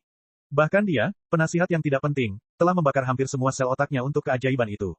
Saat ini, ia hanya bisa berharap keajaiban yang lebih besar. Tiba-tiba, sorak-sorai bergema di seluruh kapal antariksa. Ding Lindang, Ketua Parlemen Federasi, datang ke garis depan secara langsung, mengumumkan seruan perang terakhir sebelum seluruh pasukan ekspedisi menyerbu. Anehnya, Ding Lindang dalam sorotan cahaya 3D tidak mengenakan seragam panglima tertinggi sesuai tradisi federasi. Sebaliknya, ia mengenakan setelan jas berwarna mustard yang semerah api dan setipis sayap jangkrik, menonjolkan tubuhnya yang tinggi, berotot, dan kuat. Meng Xiaolang langsung tertarik dengan aura membara Ding Lindang. Ketua DPR tahun ini adalah idola semua orang, terutama para remaja yang bersemangat. Hampir semua orang menyukainya. Semua prajurit tentara federal, ini adalah pusat alam semesta. Ini adalah tempat di mana kelompok pertama kultivator modern menciptakan kekaisaran lautan bintang 10.000 tahun yang lalu di bawah kepemimpinan kaisar tertinggi. Ini juga merupakan tempat di mana Republik Lautan Bintang yang didirikan oleh para kultivator 1000 tahun yang lalu jatuh ke dalam kegelapan. Dalam gambar, Ding Lindang perlahan mengepalkan tangannya, mengangkat lengannya, dan menyatakan dengan tegas, hari ini, kita telah datang ke tempat ini sebagai pewaris sah kekaisaran lautan bintang, sebagai pembalas dendam kekaisaran lautan bintang, dan sebagai pembela peradaban manusia yang pantang menyerah. Kita telah datang ke pusat lautan bintang, ke jantung peradaban manusia, dan kita pasti akan mencap tanah kuno dan suci ini dengan kemuliaan abadi kita. Lihat, musuh ada tepat di depan kita. Mereka sangat terkejut dengan kemunculan kita sehingga mereka menggigil dan tidak dapat mempertahankan formasi paling dasar. Kalau begitu, cabut bilah pedang kalian, pegang senjata baja kalian, dan kumpulkan keberanian kalian, bukankah para penggarap abadi sangat khusus tentang, yang lemah di mangsa yang kuat, dan pemenangnya adalah raja. Mari kita biarkan orang-orang sombong dan buta ini membuka mata anjing mereka dan melihat dengan jelas siapa yang benar-benar kuat. Siapkan artileri. Serang formasi nomor 3, kecepatan hingga maksimum. Aku akan memimpin serangan dengan burung pipit naga api besar, tentara federal, maju terus dan hancurkan semua musuh yang menghalangi jalan kita di masa depan. Bab 2916, Pembicara. Dengan baik, Meng Xiaolang tercengang. Ia pikir ia salah dengar. Apa yang baru saja didengarnya? Pembicara Dewan Tertinggi Federasi Star Glory, pemimpin yang seharusnya berada di posisi tinggi, sebenarnya memimpin serangan itu. Berada di garis depan adalah satu hal, tetapi berada di garis depan formasi pertempuran adalah hal yang sama sekali berbeda. Dalam sejarah umat manusia, pemimpin tertinggi mana yang begitu tak kenal takut? Meng Xiaolang berkedip dan menatap teman-temannya, yang semuanya terkejut dan bingung. Namun, ketika mereka melihat jubah Ding Lindang yang berwarna merah darah dan terbakar di bawah sorotan cahaya, mereka menyadari bahwa mereka tidak salah dengar. Ketua parlemen, yang dikenal sebagai Raja Naga Api Merah, benar-benar akan menjadi pedang paling tajam di federasi. Wajah Meng Xiaolang masih agak membeku, tetapi jauh di dalam pembuluh darah, saraf, dan organ dalamnya, sekumpulan kekuatan sudah membara. Tidak ada yang tahu siapa yang pertama kali mulai meraung. Singkatnya, dalam waktu setengah menit, raungan fanatik bergema di sekitar Meng Xiaolang dan di setiap kapal perang tentara federal. Tentara federal, hancurkan semua musuh yang menghalangi jalan kita di masa depan. Maju, maju, maju. Bahkan semua anggota parlemen dan pakar, Kunlun, terkejut. Mereka saling memandang dengan cemas. Tidak seorang pun tahu apa yang sedang terjadi. Bagaimana mungkin mereka tidak tahu bahwa ketua parlemen akan mengambil tindakan secara pribadi? Ding Lindang tidak mungkin bertindak sendiri, bukan? Ini terlalu gegabah. Di Prairie Fire, kapal induk tentara federal, Kepala Staf Bai Keixin berteriak histeris untuk ke-100 kalinya, siapa dia pikir dia? Seorang jenderal berotot dan berpikiran sederhana. Ini serangan pertama kita. Yang pertama, kita bahkan tidak tahu detail musuh kita. Kita bahkan tidak tahu apakah yang disebut, teman, itu benar-benar dapat diandalkan atau apakah dia telah menggali jebakan untuk kita. Dia adalah pemimpin tertinggi federasi, simbol peradaban kultivasi, dan dia akan menyerang tanpa peduli. Apakah tidak ada prosedur untuk acara sebesar itu? Apakah tidak perlu pemungutan suara parlemen yang demokratis? Bai Keixin meledak dalam kemarahan untuk waktu yang lama. Dia membaca peraturan parlemen dan hukum militer di kepalanya, hanya untuk menemukan, ketika ketua parlemen bertekad untuk menyerang garis musuh, prosedur pemungutan suara parlemen akan dilaksanakan. Itu bisa dimengerti. Tak seorang pun pendahulu yang merancang undang-undang federal, undang-undang dasar para petani, dan prosedur pemungutan suara parlemen telah meramalkan bahwa rakyat federasi akan memilih seorang ketua DPR yang biadab dan sembrono. Dia terlalu gegabah. Aku harus menghentikannya. Pantas saja dia tidak mau berpidato di kokpit dan bersikeras melakukannya di hanggar. Dia juga mengatakan akan lebih menyenangkan jika bersama dengan prajurit tingkat akar rumput. Sialan suasananya. Dia bersembunyi dariku karena dia bersalah. Seharusnya aku tahu bahwa dia akan membuat keputusannya sendiri. Bai Keixin sangat marah. Saat hendak menghubungi ketua parlemen, Ding Lindang memutus komunikasi dengannya. Mungkin, dia tidak akan berani melanjutkan komunikasi dengan Bai Keixin sampai, burung pipit naga api besar, miliknya mencapai bagian depan semua kapal luar angkasa. Bai Keixin tahu bahwa sudah terlambat untuk menghentikan mereka sekarang. Tidak tahu apakah harus tertawa atau menangis, dia menggaruk kepalanya dan bertanya, bagaimana kita bisa mendapatkan pembicara seperti itu? Tuan pembicara, tidakkah Anda berpendapat bahwa tindakan itu terlalu gegabah dan Anda harus berpikir dua kali? Di dalam bengkel Burning Prairie, Jin Xinyu membuka lengannya dan menghalangi Ding Lindang. Sepertiga matanya dipenuhi dengan kekaguman, sepertiga dengan kebingungan, dan sepertiga dengan tekad tanpa keraguan. Meskipun penyihir tua yang mengemukakan, rencana bulan gelap begitu berani, dia tidak menyangka bahwa juru bicaranya, istri tuannya, dan pesaing terkuat dalam hidupnya akan bersikap begitu berani. Menyebut Ding Lingdang, ceroboh, sudah memberinya banyak muka. Seharusnya disebut, gila, ceroboh. Ding Lingdang berhenti. Dia menyisir rambutnya yang panjang dan berwarna ungu kemerahan ke belakang kepalanya dan mengikatnya dengan ikat kepala dari logam paduan super. Dia menatap Jin Xinyu dengan senyum samar dan berkata, hanya, ceroboh. Apakah kamu tidak bermaksud mengatakan hal-hal seperti, gila, bodoh, tidak punya otak, berotot, dan berpikiran sederhana? Hah, Jin Xinyu benar-benar bingung. Pembicara, istri tuan, jika Anda tahu segalanya, mengapa Anda masih begitu keras kepala? Anda adalah pembicara parlemen. Apapun yang terjadi pada Anda, moral tentara federal akan sangat terpengaruh. Saya minta maaf. Jika Anda tidak memberi saya penjelasan yang memuaskan, saya tidak akan membiarkan Anda mengambil risiko dan bertindak gegabah. Benarkah begitu? Mata dan bibir Ding Lingdang melengkung saat dia menatap Jin Xinyu yang tampak serius, lalu tersenyum. Menurutmu, kau bisa menghentikanku? Kita harus menghentikan mereka, entah kita bisa atau tidak. Jin Xinyu menggertakkan giginya. Ini adalah tugasku, sama seperti tugasmu untuk tetap bertahan dan tidak mengambil risiko. Lalu, bagaimana jika aku punya alasan untuk pergi ke sana setelah mempertimbangkan dengan matang, bukan hanya satu tapi tiga? Ding Lingdang mengulurkan 3 jarinya. Sebelum Jin Xinyu terkejut, dia melanjutkan. Pertama-tama, Anda harus sangat jelas bahwa, meskipun pasukan utama kita telah berbaris dan melompat ke medan perang tepat waktu untuk pertempuran paling penting dalam Perang Saudara Kekaisaran, armada kita sama sekali tidak siap karena tingginya tuntutan akan kecepatan. Sebagian besar kapal antariksa kekurangan bahan bakar dan amunisi. Beberapa dari mereka hanya memiliki 3 hingga 5 pangkalan senjata. Banyak awak kapal antariksa yang dikumpulkan untuk sementara. Banyak dari mereka adalah prajurit baru yang baru saja direkrut dari sekolah militer dan belum pernah melihat darah sebelumnya. Beberapa kapal antariksa bahkan merupakan kapal perang tingkat rendah yang hanya cocok untuk pertahanan orbit rendah bumi. Mereka belum diperkuat atau dimodifikasi. Mereka hanya ada di sana untuk menambah jumlah. Mereka lahir dengan kekurangan dan bertempur dengan cedera. Anda dan saya sama-sama paham tentang situasi ini. Banyak prajurit dan pakar tingkat tinggi di tingkat akar rumput tahu bahwa kita menggertak. Dalam arti tertentu, ini bukan sekadar risiko militer tetapi juga tipuan strategis. Semuanya tergantung pada apakah musuh tertipu oleh kita atau tidak. Oleh karena itu, kerja sama tim kita tidak terlalu bagus, dan moral para prajurit juga tidak terlalu tinggi. Lagi pula, ini adalah pertempuran pertama kita sejak kita tiba di tengah lautan bintang. Ini adalah pertempuran nyata pertama kita melawan kekuatan utama legendaris Star Ocean Imperium. Wajar saja jika para prajurit ragu-ragu atau bahkan sangat gugup. Dalam keadaan seperti itu, selain aku yang memimpin serangan, menurutmu apakah ada cara agar seluruh pasukan dapat mengumpulkan 120% keberanian mereka dan melancarkan serangan bunuh diri dalam beberapa menit? Hehe, ngomong-ngomong, sebagai panglima tertinggi, dari 3 angkatan bersenjata yang tidak sesuai dengan namaku, aku tidak pandai dalam komando strategis sejak awal. Lebih baik tidak ikut campur dengan seorang profesional seperti kepala staf Bai dalam hal mobilisasi armada. Mengapa aku tidak sedikit bersinar di bidang yang paling ku ketahui? Dengan baik, Jin Xinyu merenung sejenak dan harus mengakui bahwa Ding Lingdang berkata jujur. Kedua, kamu tahu bahwa, meskipun parlemen telah meloloskan mosi, seluruh pasukan, masih banyak orang yang menentang risiko militer seperti itu. Aku khawatir, jika pertempuran di garis depan tidak berjalan dengan baik, orang-orang ini akan membuat masalah lagi dan mundur. Ding Lingdang melanjutkan, ketua parlemen akan bertarung secara langsung. Apapun hasilnya, meskipun saya terluka parah, hal itu akan tetap menimbulkan banyak opini publik di antara masyarakat. Bahkan alasan, balas dendam untuk ketua parlemen, akan cukup untuk memaksa mereka yang ragu-ragu untuk mundur. Mereka tidak akan dapat membatalkan resolusi bahwa mereka akan berjuang sampai titik darah penghabisan. Jadi begitu, Jin Xinyu tiba-tiba menyadari apa yang sedang terjadi. Rasanya seperti hari pertama dia bertemu Ding Lingdang. Ketiga, dan yang terpenting, kamu pikir aku sembrono dan gila, bukan? Itu benar, aku ingin meninggalkan kesan seperti itu pada semua orang, terutama para penggarap abadi di pusat alam semesta. Ding Lingdang tersenyum dan berkata, dibandingkan dengan kekaisaran manusia sejati, Federasi Star Glory hanyalah negara kecil. Bahkan jika kita membantu kekaisaran baru memenangkan perang, kita masih belum memiliki cukup alat tawar-menawar di meja perundingan. Jika negosiator di pihak kita cukup rasional dan merupakan politisi standar, akan sangat sulit bagi mereka untuk mendapatkan keuntungan apapun. Mereka akan mudah dimanfaatkan oleh para penggarap abadi yang mendukung revolusi. Tetapi bagaimana jika negosiator di pihak kita adalah orang yang tidak rasional, tidak bermoral, melanggar hukum, dan benar-benar gila? Kadang-kadang, orang gila yang tidak bermain sesuai aturan dan berani membalik meja kapan saja lebih mungkin untuk mengacaukan keadaan dan memenangkan lebih banyak keuntungan di meja perundingan. Bukankah orang-orang di tengah lautan bintang menganggap Federasi Star Glory sebagai negara yang terbelakang dan biadab? Kalau begitu, biarkan aku, ratu orang-orang barbar, bersenang-senang dan meninggalkan kesan mendalam, tidak masuk akal dan gila, pada mereka. Biarkan mereka tahu bahwa aku tidak peduli tentang apapun, bahwa aku akan melakukan apa saja, dan bahwa aku akan putus dengan mereka jika mereka tidak memenuhi tuntutanku. Paling buruk, kita akan mati bersama. Aku berpura-pura, gila, kau berpura-pura, masuk akal, dan kau dan aku menyanyikan lagu yang sama. Kaisar muda kekaisaran baru itu bernama, Li Jialing, atau Wu Yingling.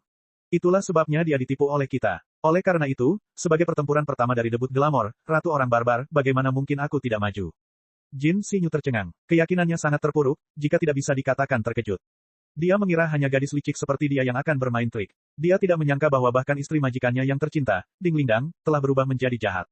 Jangan melihat istri majikanmu dengan kaget seperti itu, seakan-akan dia benar-benar orang yang tidak punya otak. Savage, Ding Lingdang mengulurkan dua jarinya dan mengangkat dagu Jin Xinyu. Dia tersenyum dan berkata, meskipun dia wanita barbar, dia tidak menjadi ketua parlemen tanpa alasan. Dia tidak akan seimpulsif dulu. Lakukan saja apa yang perlu kamu lakukan dan jelaskan kepada Bai Keixin dan yang lainnya untukku. Aku yakin dia pasti sedang marah sekarang. Sambil mendorong Jin Xinyu, Ding Lingdang melangkah ke arah burung pipit naga api besar miliknya. Benar, ada alasan pribadi lain yang tidak penting. Memanjat ke atas pelindung dada burung pipit naga api yang besar, Ding Lingdang telah meletakkan penutup wajah yang telah diukir dengan 9 naga, hanya memperlihatkan sepasang mata yang membara dan ganas. Dia berbalik dan berkata kepada Jin Xinyu, satu kata demi satu, Li Yao terperangkap di kedalaman lautan bintang. Aku sedang terburu-buru untuk menemukannya, dan bajingan-bajingan bodoh itu masih menggangguku. Sungguh menyebalkan. Tidak masalah apakah itu pemilihan kekaisaran, kaisar, atau para dewa dan setan di alam semesta. Mereka yang menghalangi aku, Ding Lingdang, untuk menemukan seorang suami semuanya akan mati. Bab 2917, pembicara federasi ada di sini. Di orbit geosinkron planet nomor 4, semburan magma muncul. Ribuan kapal antariksa menghancurkan unit daya mereka sendiri pada saat yang sama. Atas dasar kelebihan beban, mereka memeras 120% dari kecepatan mereka dan menyerang musuh dengan kecepatan yang luar biasa. Di depan gelombang pasang yang mengamuk, sebuah komet merah, bercampur dengan aura apokaliptik, menyerang, dan menyerang. Tidak hanya jauh di depan semua kapal antariksa lain dari pasukan federal, ia juga akan menjadi yang pertama berbaris ke dalam formasi pertempuran armada pengembalian surga yang menggigil sebelum armada pembakar, Bai Xinghe. Jika diamati lebih dekat, komet merah itu tampak seperti setetes air yang dipadatkan oleh api. Dengan puluhan baling-baling berbentuk sama, ia bergerak pada kecepatan 1% dari kecepatan cahaya. Ketika semua bahan bakar habis terbakar dan kecepatan mencapai batas, cangkang. Tetesan air merah tiba-tiba runtuh dan berubah menjadi garis-garis heliks kecerahan yang tak terhitung jumlahnya, memercik kemana-mana. Seekor naga yang terbakar keluar dari tetesan air yang pecah dan membubung ke langit, menampakkan dirinya yang sebenarnya di lautan bintang. Itu adalah burung pipit naga api besar, prajurit raksasa yang pernah dibunuh Li Yao dan sekarang dikomandoi oleh Ding Lingdang. Setelah 100 tahun bekerja keras, prajurit raksasa itu tidak hanya tidak usang atau terkorosi, tetapi juga telah dimodifikasi dengan teknologi paling mutakhir dari Federasi serta banyak komponen peralatan sihir canggih, yang membuatnya semakin menakutkan. Perbedaan terbesar antara Ding Lingdang dan Li Yao adalah bahwa Ding Lingdang lebih merupakan fundamentalis tubuh, yang lebih menghargai pertempuran daripada apapun dan membenci penggunaan bilah atau senjata. Dia telah mencurahkan seluruh waktu dan usahanya ke dalam lengan burung pipit naga api dan memodifikasinya menjadi 2 kali lebih tebal dari prajurit dewa raksasa. Dia benar-benar seperti gorila yang marah. Deretan rune serangan padat diukir pada lengan besi setebal senjata utama kapal antariksa. Bahkan jika tidak terpicu, naga api yang tak terhitung jumlahnya tampak merangkak di atasnya. Sambil menarik napas dalam-dalam, Ding Lingdang menatap kecemerlangan yang tersebar dan agak tidak teratur tidak jauh dari sana. Itu adalah perisai spiritual dan unit kekuatan armada yang membuat reaksi tergesa-gesa.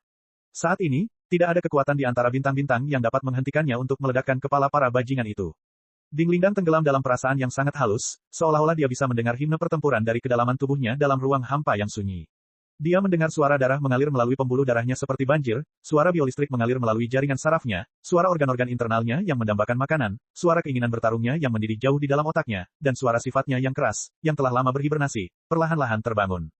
Mungkin karena kombinasi faktor yang aneh, dia telah menjadi ketua parlemen federasi selama bertahun-tahun. Duduk di parlemen dan kantornya sepanjang hari, semangat juangnya telah ditekan seminimal mungkin. Dia seperti bendungan yang penuh retakan yang akan runtuh. Mungkin karena dia sangat merindukan Li Yao, tetapi berita bahwa nasib Li Yao masih belum diketahui membuat setiap otot dan tulang di tubuhnya gelisah. Dia perlu melampiaskan amarahnya pada beberapa pria yang tidak beruntung. Atau mungkin, itu adalah hal yang benar untuk dikatakan. Bagi seorang kultivator, atau lebih tepatnya, setiap pejuang manusia yang bangga, tidak ada yang lebih penting daripada menjadi jelas tentang keyakinan seseorang. Hanya dengan beresonansi dengan keyakinan seseorang pada tingkat terdalam, seseorang dapat memicu kekuatan sumber kehidupan di luar level ibu seseorang, di luar aturan ibu seseorang, dan di luar inti ibu seseorang, jiwa baru lahir, dan bahkan transformasi keilahian. Ahahaha. Sepasang mata Ding Lingdang dipenuhi api. Kulitnya yang berwarna madu juga dipenuhi retakan berkilauan yang tampak seperti naga berapi. Seolah-olah versi dirinya yang baru, terbakar hebat, dan berkilauan akan keluar dari cangkangnya. Kekuatan yang belum pernah terjadi sebelumnya seperti banjir yang telah menembus bendungan. Dari setiap sel, setiap saraf, setiap pembuluh darah, setiap tetes darah, dan setiap pori, kekuatan itu melonjak keluar dengan liar. Melalui tempat tinggal spiritual, kekuatan itu ditransmisikan ke setiap sendi dan setiap bagian baju besi pelat prajurit dewa raksasa. Kekuatan itu memiliki reaksi yang paling sempurna dengan simbol pertempuran yang tersisa dari era purba ratusan ribu tahun yang lalu. Riak-riak yang luar biasa melonjak keluar. Seolah-olah kecerahan komet merah tiba-tiba meningkat 100 kali lipat, menjadi pusat yang paling mempesona di seluruh medan perang.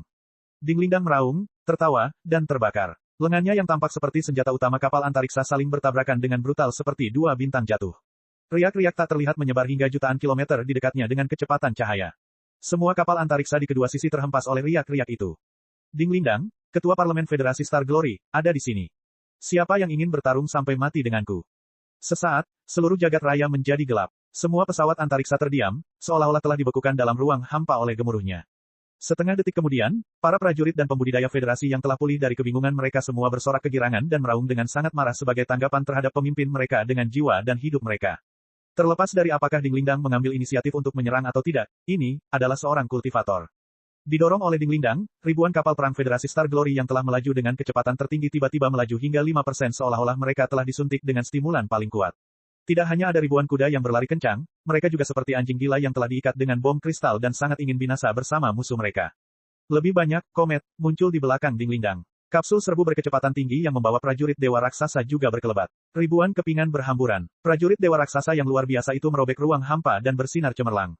Penggarap Penghai ada di sini. Siapa yang ingin bertarung sampai mati denganku?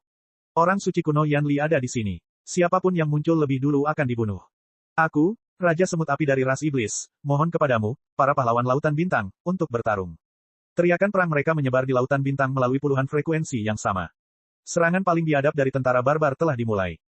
Dibandingkan dengan moral pasukan federal, seluruh armada itu sunyi senyap. Semua penggarap abadi yang mulia itu kehilangan arah dan tidak dapat mempercayai apa yang mereka dengar. Dinglingdang, Ketua Parlemen Federasi Star Glory, ada di sini. Siapa yang ingin bertarung sampai mati denganku? Apa kau bercanda? Bagaimana mungkin? Yang disebut sebagai ketua parlemen seharusnya menjadi pemimpin negara militer yang setara dengan 4 elektor atau bahkan kaisar, bukan? Bagaimana mungkin seorang pemimpin yang begitu penting memimpin serangan dan bahkan memimpin seluruh armada seperti seorang jenderal yang tak kenal takut? Ini terlalu bodoh, terlalu absurd, terlalu tidak masuk akal. Pasti ada rencana jahat, pasti ada jebakan. Ini tidak nyata. Sama sekali tidak. Keluarga keempat elektor tidak memiliki banyak informasi tentang Federasi Star Glory. Mereka hanya mengumpulkan sedikit informasi. Hanya ada satu kalimat tentang pembicara Federasi Dinglingdang. Dikatakan bahwa dialah satu-satunya di Lautan Bintang yang dapat membuat Raja Angin Hitam memohon belas kasihan. Awalnya, banyak bangsawan yang skeptis. Keberanian dan kebrutalan Raja Angin Hitam Liao diketahui oleh semua warga kekaisaran. Bahkan Wu Yingqi, Kaisar Bintang Hitam, telah dibunuh olehnya. Bagaimana mungkin ada seseorang yang bisa membuatnya memohon belas kasihan di daerah terpencil seperti itu? Ia mengira katak dalam sumur di tepi Lautan Bintang itu sedang membual dan bicara omong kosong. Dia tidak tahu sampai dia melihatnya dengan matanya sendiri hari ini. Dari mana wanita gila ini berasal? Dia hanyalah seorang prajurit Dewa Raksasa, namun dia berani menyerang formasi pertempuran kita. Apakah dia tidak tahu bahwa, jika kita mempertahankan posisi kita dan menembakkan meriam kita pada saat yang sama, dia pasti akan hancur berkeping-keping sebelum pasukan utamanya tiba? Apakah dia benar-benar ketua parlemen federasi? Bagaimana dia bisa begitu brutal? Itu lelucon. Itu sama sekali tidak masuk akal. Dengan begitu banyak prajurit Dewa Raksasa dan api yang begitu kuat, apakah mereka benar-benar berasal dari daerah terpencil di Lautan Bintang? Bagaimana bisa ada begitu banyak dari mereka? Jumlah mereka hampir sama dengan kita.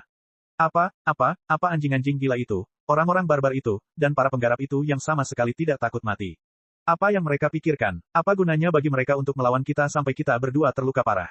Para revolusioner akan mendapat manfaat darinya. Dari atas hingga bawah armada, semua penggarap abadi yang mulia menggaruk-garuk rambut mereka dan berteriak histeris. Mereka tidak dapat mempercayai mata dan telinga mereka untuk waktu yang lama, mereka juga tidak tahu bagaimana menghadapi orang-orang gila yang datang entah dari mana. Tentu saja, bukan berarti tak seorang pun melihat kelemahan pasukan ekspedisi federal. Memang benar banyak orang yang menunjuk bahwa wanita gila yang menyebut dirinya, pembicara Federasi Dinglingdang, masih berada di keilahian. Tahap transformasi meskipun auranya memang menakutkan. Prajurit Dewa Raksasa yang dikendalikannya juga bukan yang terbaik dari yang terbaik. Secara teori, mereka tidak terkalahkan. Adapun armada besar yang mendekat, meskipun jumlahnya banyak, formasi mereka telah sangat terganggu setelah mereka menyerang maju dengan kecepatan tinggi. Tidak sulit untuk mengatakan bahwa kerja sama tim mereka tidak terlalu bagus, dan kemampuan tempur mereka juga tidak terlalu bagus. Kemampuan tempur rata-rata mereka juga tidak terlalu tinggi. Mereka tampak seperti kru yang beraneka ragam. Dengan kata lain, selama armada sektor asal surga bersatu, armada elit tertentu akan membentuk formasi pertempuran berbentuk kerucut tanpa rasa takut dan melawan musuh secara langsung. Sangat mungkin mereka akan menembus formasi pertempuran musuh dan bahkan mencabik-cabik musuh tanpa mempedulikan kepala atau ekor mereka. 100% benar, satu-satunya masalah adalah bagaimana membuat armada sektor asal surga, bersatu, dan sub-armada mana yang akan bertindak sebagai pengorbanan yang tak gentar, sehingga ujung tajam formasi pertempuran berbentuk kerucut dapat menghadapi wanita gila yang berteriak dan menerjang mereka. Saudaraku bijak, meskipun musuh kuat, mereka hanyalah gerombolan. Satu serangan langsung sudah cukup untuk menghancurkan orang-orang barbar di tepi lautan bintang. Kalau begitu, karena ini saranku, biarkan kapal perang di bawah komandoku menjadi garda terdepan dan mengambil alih. Saudaraku, pimpin serangan. Aku jamin aku akan mengikutimu sampai mati dan melindungimu dengan senjata terkuat. Pujian dan janji seperti itu bergema tanpa henti di kapal induk armada utama dan setiap armada cabang. Bab 2918, Tiga Biksu Tanpa Air. Dari segi kemampuan keseluruhan, armada sektor asal surga tidak mengalami terlalu banyak kerugian dalam pertempuran sebelumnya. Formasi mereka tidak berantakan, perisai spiritual mereka kokoh, dan mereka memiliki bahan bakar dan amunisi yang cukup. Mengenai para ahli, bukan berarti armada pengembalian surga tidak memiliki penggarap tahap jiwa baru lahir, penggarap tahap transformasi keilahian, dan prajurit dewa raksasa. Faktanya, kemampuan tempur teratas mereka bahkan lebih tinggi daripada orang barbar. Tetapi dalam hal kemauan bertempur, atau lebih tepatnya, keyakinan, mereka yang misterius, mereka sama sekali, nol, kalau tidak bisa dikatakan negatif, jika dibandingkan dengan ledakan amarah musuh. Sebagai harapan terakhir pemerintahan sah imperium manusia sejati, setiap bangsawan lebih menghargai hidup mereka sendiri daripada apapun. Mereka tidak mau mengulangi kesalahan Yun Suefeng, Song Yusi, dan komandan armada kerajaan. Mereka hanya memanfaatkan konflik antara kaum revolusioner dan anggota Federasi Star Glory. Mereka tidak pernah berniat untuk binasa bersama kaum barbar gila itu. Dilihat dari agresivitas musuh dan serangan seluruh pasukan mereka, bahkan jika mereka memenangkan pertempuran, itu akan menjadi kemenangan brutal dengan mengorbankan nyawa mereka sendiri. Bagaimana mereka bisa mempertahankan kejayaan istana kekaisaran dan keluarga mereka, melawan pemberontak revolusioner, dan merebut kembali seluruh kekaisaran dan menjalani kehidupan yang nyaman lagi? Mereka tidak mungkin mati dalam pertemuan yang tidak dapat dijelaskan seperti itu. Saat pikiran seperti itu muncul di benak mereka, mereka diikat dan dicabik-cabik seperti duri yang tumbuh liar. Pada saat ini, akibat dari kurangnya persatuan di antara keempat keluarga, yang semuanya memiliki rencana sendiri-sendiri, terungkap sepenuhnya. Jika saja mereka memiliki satu armada, mereka mungkin mampu bertahan dalam situasi putus asa itu. Namun saat ini, ada 4 armada. Jika salah satu dari mereka ada di depannya, dia mungkin memiliki kesempatan untuk melarikan diri dan kembali ke sektor naga kuning. Itu adalah versi berbeda dari Tiga Biarawan Tanpa Air. Dalam serangan sebelumnya terhadap pasukan Lei Chenghu yang tersisa, armada cabang keluarga Yun adalah yang pertama merespons. Mereka memimpin dan menjadi yang pertama menerobos garis musuh. Saat ini, mereka juga yang pertama menghadapi Ding Lingdang dan para kultivator lain dari Federasi. 3 armada lainnya meluncur menuju ujung lintasan, ketapel gravitasi, dengan kecepatan tertinggi. Namun saat ini, aliran api yang tak terhitung jumlahnya menyembur keluar dari sebagian besar kapal antariksa ke arah yang berlawanan dan mengeremnya. Kecepatan mereka semakin rendah, tetapi mereka telah mengekspos armada keluarga Yun ke armada gabungan para pembakar dan ekspedisi federal. Tentara, keempat keluarga tersebut sama-sama tidak memiliki kerja sama senjata yang efektif dan tidak berniat untuk melindungi sisi rentan keluarga Yun sama sekali. Tampaknya mereka tidak peduli apakah pedang Bai Xinghe akan memenggal armada cabang keluarga Yun atau tidak, dan apakah Ding Lingdang yang sedang menyerbu ke depan akan meledakkan armada cabang keluarga Yun dengan tangan besinya yang membara. Apa maksudnya ini? Apa maksudnya ini? Di mana kesetiaanmu kepada istana kekaisaran? Di mana keberanianmu sebagai penggarap abadi? Mengapa armadamu tidak bergerak maju? Apa yang kau inginkan? Apa yang kau inginkan?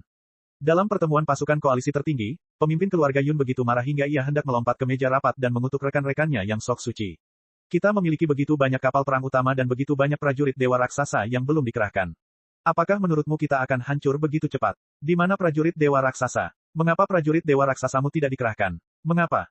Agar adil, pemimpin keluarga Yun yang pemarah itu salah tentang orang lain. Keputusan untuk tidak maju ke depan karena takut bukan perintah dari pimpinan militer, tetapi kesepahaman diam-diam antara komandan armada masing-masing. Yang disebut dao besar dari penggarap abadi adalah perang antara semua orang dan semua orang. Setiap penggarap abadi tahu pentingnya menjaga kekuatan mereka dan mengawasi api dari sisi lain danau. Para idiot yang tidak mahir dalam seni seperti itu telah disingkirkan ratusan tahun yang lalu. Pada akhirnya, sebagian besar penggarap abadi, setidaknya penggarap abadi tingkat tinggi, hanya akan mendengarkan perintah mereka sendiri dan mempertimbangkan masalah demi kepentingan mereka sendiri. Para pemimpin keluarga tidak memiliki banyak kendali atas komandan armada di bawah mereka, atau bahkan kapten setiap kapal antariksa. Belum lagi para ahli yang memenuhi syarat untuk memimpin prajurit dewa raksasa semuanya telah berlatih keras selama 1 hingga 200 tahun untuk mencapai tahap jiwa baru lahir dan tahap transformasi keilahian. Mereka semua adalah penguasa wilayah masing-masing. Bahkan jika sesuatu terjadi pada mereka, mereka akan memiliki semua uang di dunia dan jalan keluar. Tidak perlu bagi mereka untuk bertarung melawan prajurit dewa raksasa dari begitu banyak orang barbar demi armada sektor bintang terbang yang hancur. Setelah 100 tahun berlatih, berbagai rencana dan taktik yang tak terhitung jumlahnya telah membawanya ke levelnya saat ini. Apakah dia mampu membayar kompensasi jika ada kendala?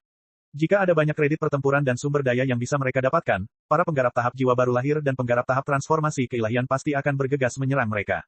Namun saat ini, mereka benar-benar mempertaruhkan nyawa mereka. Sulit untuk mengatakan apakah mereka bisa mengalahkan Ding Lingdang atau tidak. Bahkan jika mereka mengalahkan ketua parlemen, mereka akan tenggelam oleh pemboman seperti badai dari kaum barbar. Apa tujuan mereka?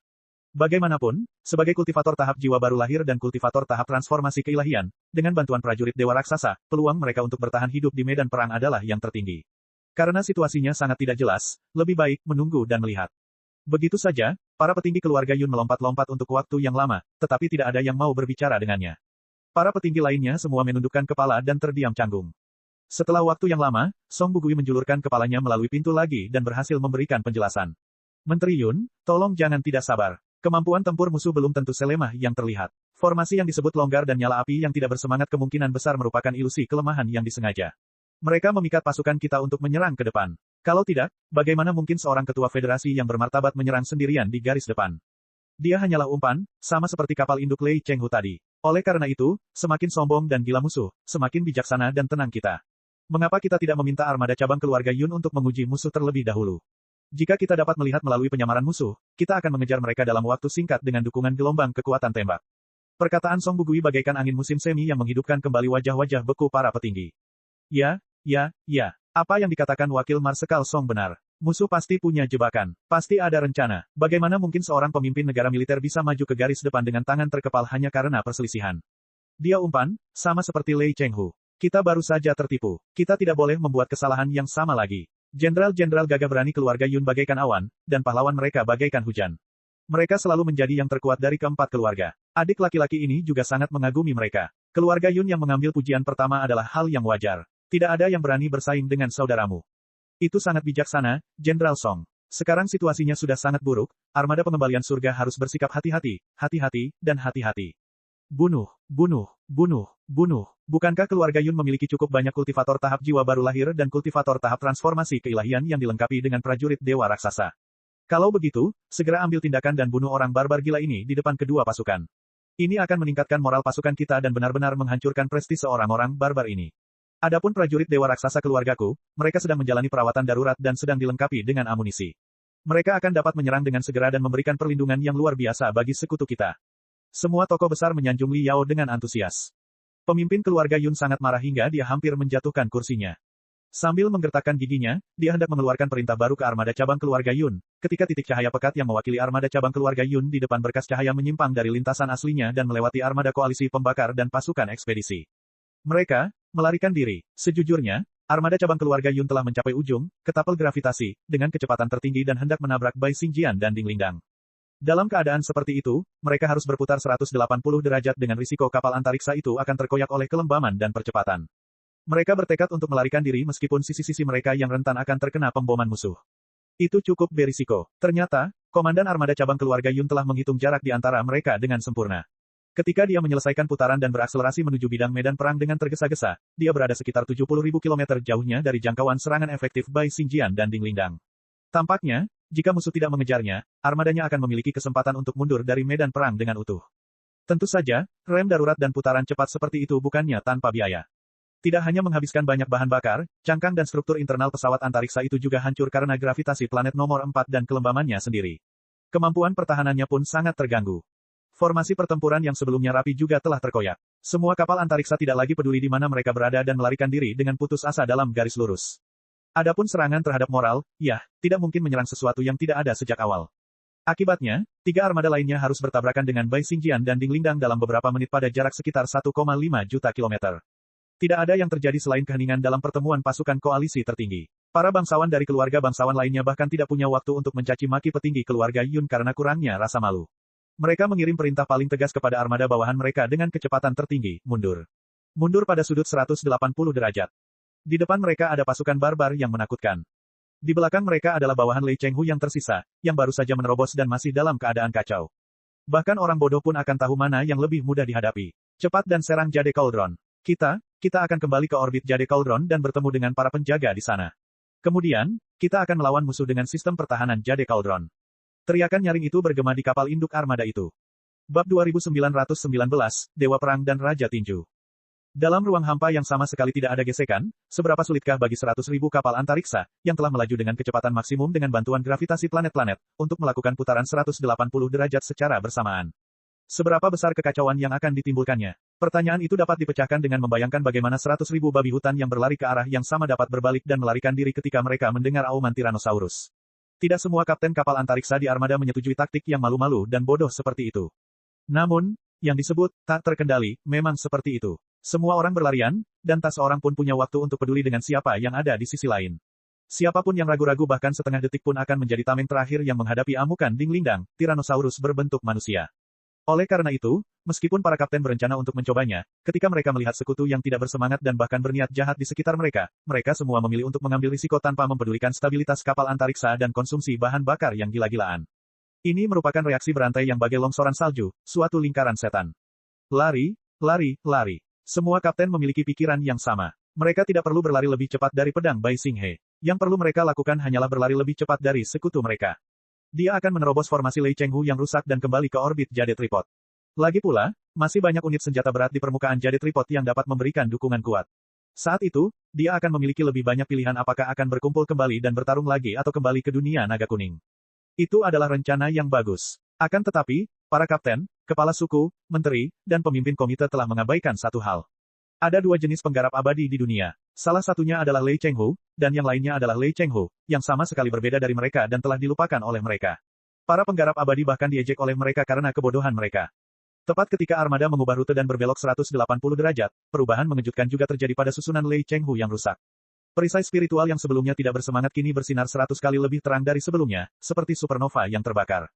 Unit-unit daya yang telah diam selama beberapa hari terakhir, seolah-olah telah diledakkan, menyemburkan ribuan api spiritual yang kuat, membuat kapal-kapal antariksa itu terus maju tanpa henti seperti bola meriam yang ganas. Sisa-sisa yang tidak teratur, yang moralnya begitu rendah sehingga mereka hampir tidak terkendali, dihidupkan kembali.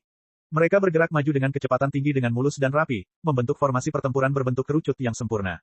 Para bangsawan yang tercengang akhirnya menyadari dua hal. Pertama, armada Lei Chenghu memang telah menderita kerugian besar selama beberapa hari terakhir. Ia bahkan telah meninggalkan banyak kapal antariksa yang bergerak lambat. Namun, kapal antariksa yang telah dihancurkan dan dibuang sebagian besar adalah kapal antariksa perawatan dan kapal perbekalan komprehensif. Meskipun kapal antariksa superberat yang membawa banyak aset sangat penting untuk pertempuran yang berkepanjangan, kapal-kapal tersebut tidak sepenting dalam serangan singkat. Terlebih lagi, setelah meninggalkan kapal pemeliharaan, kapal pasokan komprehensif, dan kapal perang tambahan yang kikuk, panah tajam yang terbuat dari kapal perang dan persenjataan perisai ilahi menjadi lebih ringan, lebih tajam, dan lebih mematikan. Kedua, termasuk kapal induknya, kekuatan yang masih dikuasai Lei Chenghu tidak seberat sebelumnya. Dia sengaja menyembunyikan setengah dari daya tembak dan kemampuan bertahannya dalam pertempuran berintensitas tinggi selama sehari semalam. Baru pada saat ini, ketika mangsa yang paling gemuk telah jatuh ke dalam perangkap, dia melepaskan 100% kemampuan tempurnya dan memperlihatkan taring paling tajam dari Dewa Perang. Dengan baik, semua bangsawan armada akan tenggelam dalam keringat dingin mereka sendiri. Sengaja menunjukkan kelemahan, lebih mudah diucapkan daripada dilakukan dalam pertempuran sesungguhnya. Itu berarti Panglima tertinggi memiliki kendali penuh atas armada dan tekad Panglima tertinggi sekeras baja dan sarafnya sedingin es. Bila perlu, Panglima tertinggi harus mengawasi kapal luar angkasa di bawah komandonya yang tidak dilindungi oleh perisai spiritual diledakkan oleh musuh tanpa dapat memberikan bantuan tepat waktu. Hanya dengan bersikap kejam terhadap diri sendiri, seseorang dapat menjadi lebih kejam terhadap musuh. Para penggarap abadi dari keempat keluarga dapat melakukan bagian terakhir dengan sempurna, tetapi mereka lupa bahwa bagian pertama melambangkan hakikat jalan menuju keabadian. Meski begitu, meskipun Lei Chenghu cukup kejam untuk mengorbankan rakyatnya sendiri dan berpura-pura tidak dapat menahan satu serangan pun untuk memancing armada sektor asal surga, fakta bahwa armadanya baru saja runtuh dan berada dalam kekacauan total adalah fakta yang telah dilihat semua orang dengan mata kepala mereka sendiri. Para bangsawan sama sekali tidak dapat memahaminya. Meskipun dia adalah Dewa Perang, tidak mungkin dia bisa mengumpulkan begitu banyak orang dengan sempurna saat mereka berbalik. Memang benar bahwa God of War tidak cukup. Namun, God of War dan Punching King kurang lebih sama. Di atas kapal induk Lei Chenghu, Dewa Perang, Kekaisaran berdiri di bawah sinar cahaya yang berkilauan dengan kedua tangan di belakang punggungnya. Di sampingnya terdapat raksasa besi perak yang kepalanya terhubung ke prosesor kristal rangka utama dengan hampir 100 kabel kristal. Sekilas, ia telah menyatu dengan prosesor kristal rangka utama kapal induk dan bahkan semua prosesor kristal armada Lei Chenghu menjadi satu set rantai taktis yang diperkuat secepat kilat dan jaringan pertempuran super yang mencakup semua bintang di alam semesta. Ini adalah Raja Pukulan. Berbeda dari Xiaoming, Wen Wen, dan bahkan Fuxi, ia adalah bentuk kehidupan informasi yang lahir untuk perang dan kehancuran dan dilatih, ditingkatkan, dan berevolusi menuju tujuan menjadi yang terkuat di alam semesta. Hanya pengalaman, tekad, dan kepemimpinan Sang Dewa Perang, bersama dengan kemampuan komputasi Sang Juara Tinju dan peningkatan jaringan pertempuran, yang mampu mengubah yang busuk menjadi ajaib dan melengkapi perakitan dan serangan yang luar biasa. Tentara ekspedisi federal sudah bergerak. Semua kapal antariksa telah memasuki kecepatan di bawah kecepatan cahaya, sehingga tidak ada jalan keluar bagi mereka. Betapa teguhnya mereka. Kabel kristal di belakang Raja Tinju bergetar sedikit, seolah-olah data yang membanjiri memiliki masanya sendiri. Kabel itu berubah menjadi kelompok magma panas yang membakar kamera kristalnya. Raja Tinju dengan cepat menganalisis data pasukan yang bersahabat di sisi lain. Kemudian, dia berseru kaget, yang di depan sebenarnya adalah Ding Lingdang, ketua parlemen mereka. Apa artinya itu? Apakah itu kebiasaan tempur unik dari peradaban manusia di tepi lautan bintang? Itu, tidak bisa dipercaya. Berhenti sejenak, ia segera menghitung dan menemukan penjelasan yang masuk akal. Namun, hal yang paling tidak dapat dipercaya adalah bahwa ia adalah istri, burung nasar Liao. Semuanya masuk akal sekarang. Lei Chenghu melihat informasi yang berubah dengan cepat dan data yang mengalir pada berkas cahaya. Pernyataan Ding Lingdang juga bergema di telinganya. Ding Lingdang, ketua parlemen Federasi Star Glory, ada di sini. Siapa yang ingin bertarung sampai mati denganku? Bibir Lei Chenghu berkedut. Ada kebingungan dan keheranan di wajah prajurit berdarah dingin itu. Ini monster lain datang. Lei Chenghu tersenyum pahit dan bergumam pada dirinya sendiri. Liao, Long Yangjun, Bai Xingjian, yang mulia, dan makhluk informasi yang misterius dan menjanjikan seperti dirimu, dan sekarang Ding Lingdang, yang suka memimpin serangan meskipun menjadi pemimpin negara militer. Ada semakin banyak monster di tengah lautan bintang hari ini. Semakin hidup dan semakin hidup. Jenderal Hu, apa yang kau katakan? Sang juara tinju bertanya. Tidak apa-apa, aku hanya merasa bahwa aku terlalu tua dan kepalaku terlalu kaku. Sulit bagiku untuk memahami monster sepertimu dan era baru ini, di mana semuanya melonjak dan mengasyikkan. Lei Chenghu menghela napas. Era lama yang menjadi milikku sudah layu. Aku tidak sanggup lagi mengimbangi kalian para monster. Sepertinya aku harus mencari jalan keluar yang baik dan menyerahkan panggung kepada kalian para pendatang baru. Namun, sang dewa perang menarik napas dalam-dalam. Meskipun ia berkata demikian, sikap keras kepala, daya saing, dan haus darah terpancar dari matanya. Ia menatap armada yang perlahan-lahan menghilang di bawah sinar cahaya. Matanya tampak mencabik-cabik setiap sinar mistis yang membentuk sinar cahaya itu. Aku bisa turun dari panggung yang telah kuperjuangkan selama 200 tahun sendirian. Namun, selama aku berdiri di atas panggung selama 1 detik, aku akan menjadi dewa perang. Tidak ada yang akan memaksaku turun dari panggung. Tidak ada yang akan mampu mengalahkanku di lautan bintang yang berlumuran darah. Lei Chenghu dari Kekaisaran. Lei Chenghu mencengkeram komunikatornya dengan sangat kuat hingga berderit. Ia meraung kepada seluruh prajurit dari pasukan yang telah lama menahan diri. Apakah kalian melihatnya, para prajurit dari Kekaisaran baru? Pasukan asing dari tepi lautan bintang baru saja berbaris ke medan perang yang tidak dikenal, namun mereka sudah begitu berani dan brutal. Musuh di depan mereka, yang mengaku sebagai penggarap abadi, begitu pemalu dan egois sehingga mereka telah mempermalukan penggarap abadi. Kita tidak akan pernah mengakui bahwa orang-orang pengecut dan jelek itu adalah penggarap abadi. Mereka hanyalah belatung, kecoa. Akan menjadi penghinaan terbesar bagi jalan keabadian jika mereka terus menjalani kehidupan yang hina. Mari kita akhiri kehidupan belatung-belatung itu dengan tangan kita sendiri dan beritahu pasukan yang berkunjung seperti apa penggarap abadi yang sebenarnya. Sebelum gemuruh bergema di setiap kapal luar angkasa yang berada di bawah komandonya, Lei Chenghu telah memerintahkan kapal andalannya untuk melaju dan menabrak armada yang melarikan diri. Di bawah kapal induk, semua kapal antariksa telah meminimalkan output perisai spiritual mereka. Pertahanan busur terkonsentrasi di bagian depan kapal antariksa dan mengabaikan sisi dan bagian belakang. Dengan cara seperti itu, semua energi spiritual terkonsentrasi pada miliaran menara, melepaskan daya tembak terkuat. Strategi agresif seperti itu membutuhkan banyak kendali atas kapal antariksa untuk memastikan bahwa sisi-sisinya tidak terkena pemboman musuh. Atau lebih tepatnya, para penyerang memiliki keyakinan 120% terhadap kekuatan tembakan mereka. Mereka percaya bahwa, dengan satu serangan dan satu salvo, musuh akan terkoyak dan dikalahkan sepenuhnya. Bab 2920, dikalahkan. Meskipun lautan bintang itu luas, jarak jutaan kilometer ditempuh dalam sekejap mata. Dalam sekejap mata, teriakan para bangsawan belum juga keluar dari tenggorokan mereka. 3 armada Ding Lingdang, Bai Xingjian, dan Lei Chenghu berkumpul dari arah yang berbeda seperti 3 aliran baja dan menghantam formasi pertempuran para bangsawan yang runtuh. Dalam sekejap, jembatan yang tak terhitung jumlahnya yang terbuat dari sinar kematian terbentuk di antara kapal-kapal antariksa.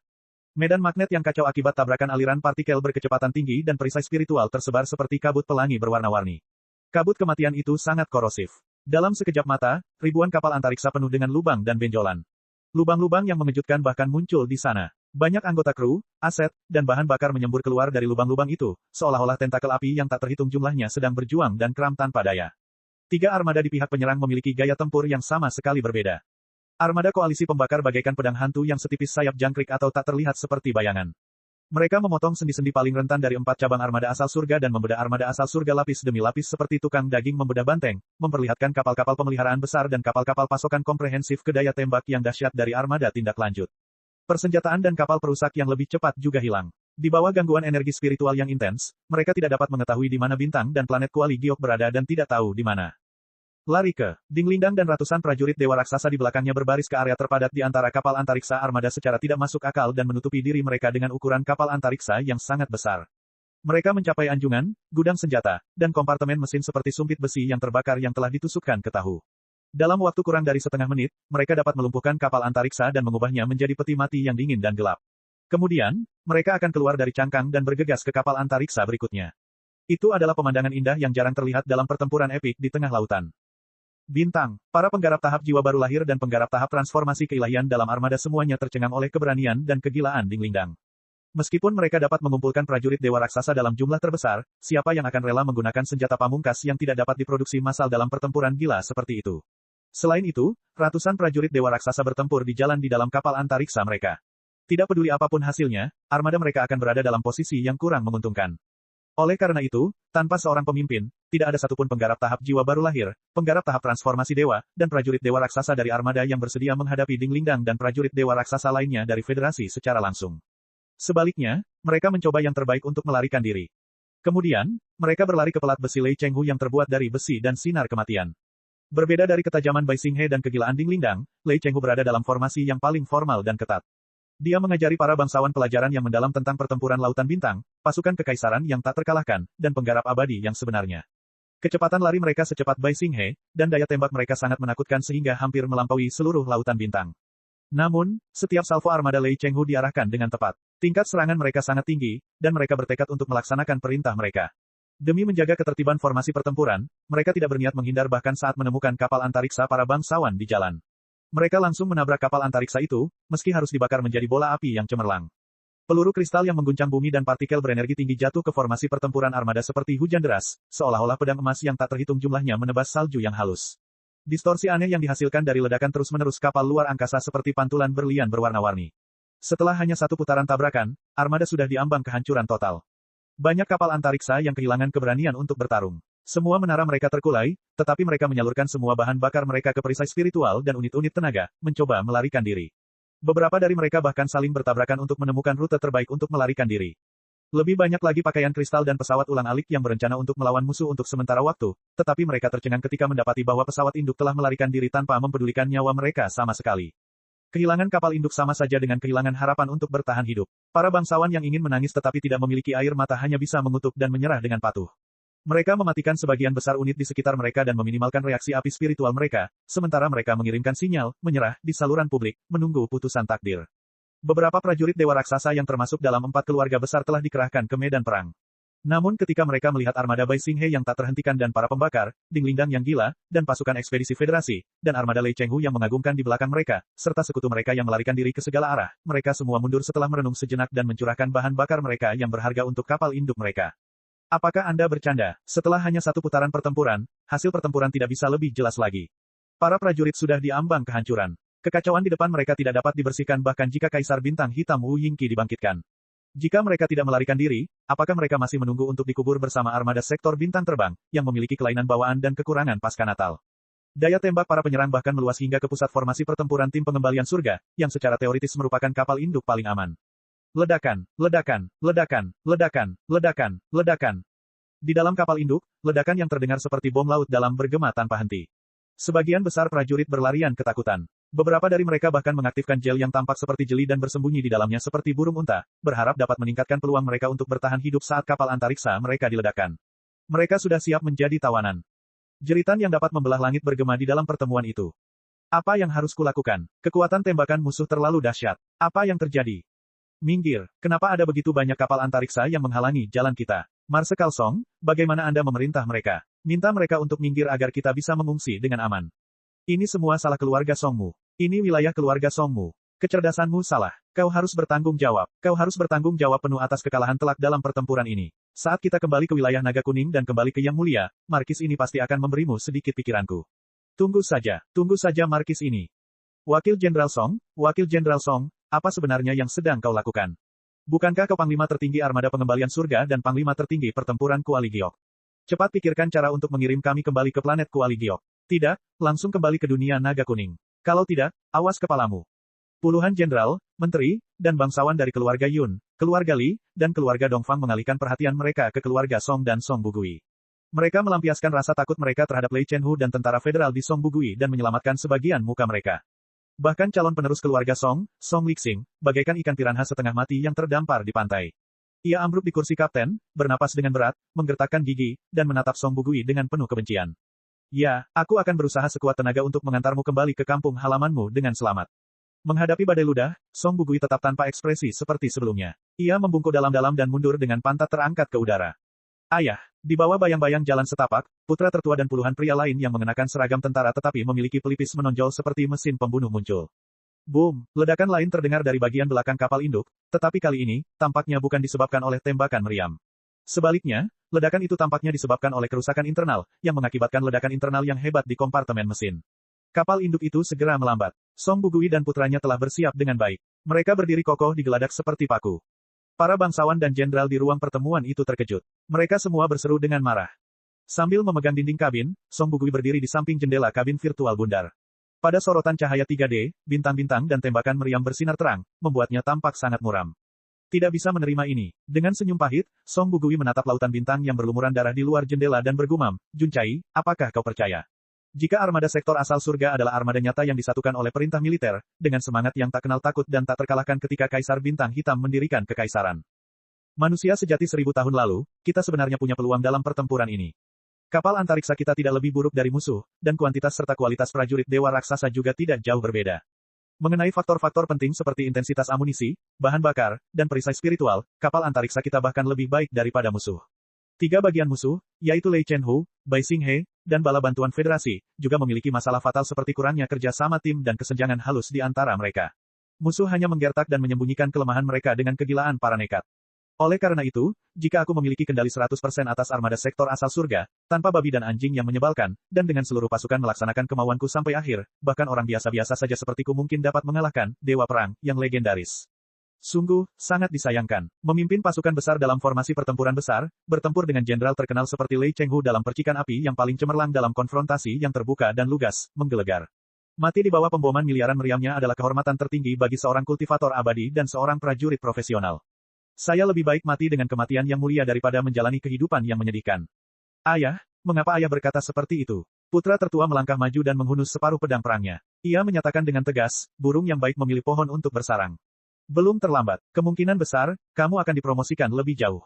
Sudah terlambat. Kau tidak mengerti. Semuanya sudah terlambat. Sejak saat keempat elektor mencuri kekuasaan tertinggi Imperium ratusan tahun yang lalu, semuanya sudah terlambat. Kau tidak mengerti. Kau tidak mengerti. Song Bugui menghela napas panjang dan menyeka wajahnya. Dia perlahan menggertakkan giginya dan berkata dengan dingin, satu kata demi satu, lupakan saja.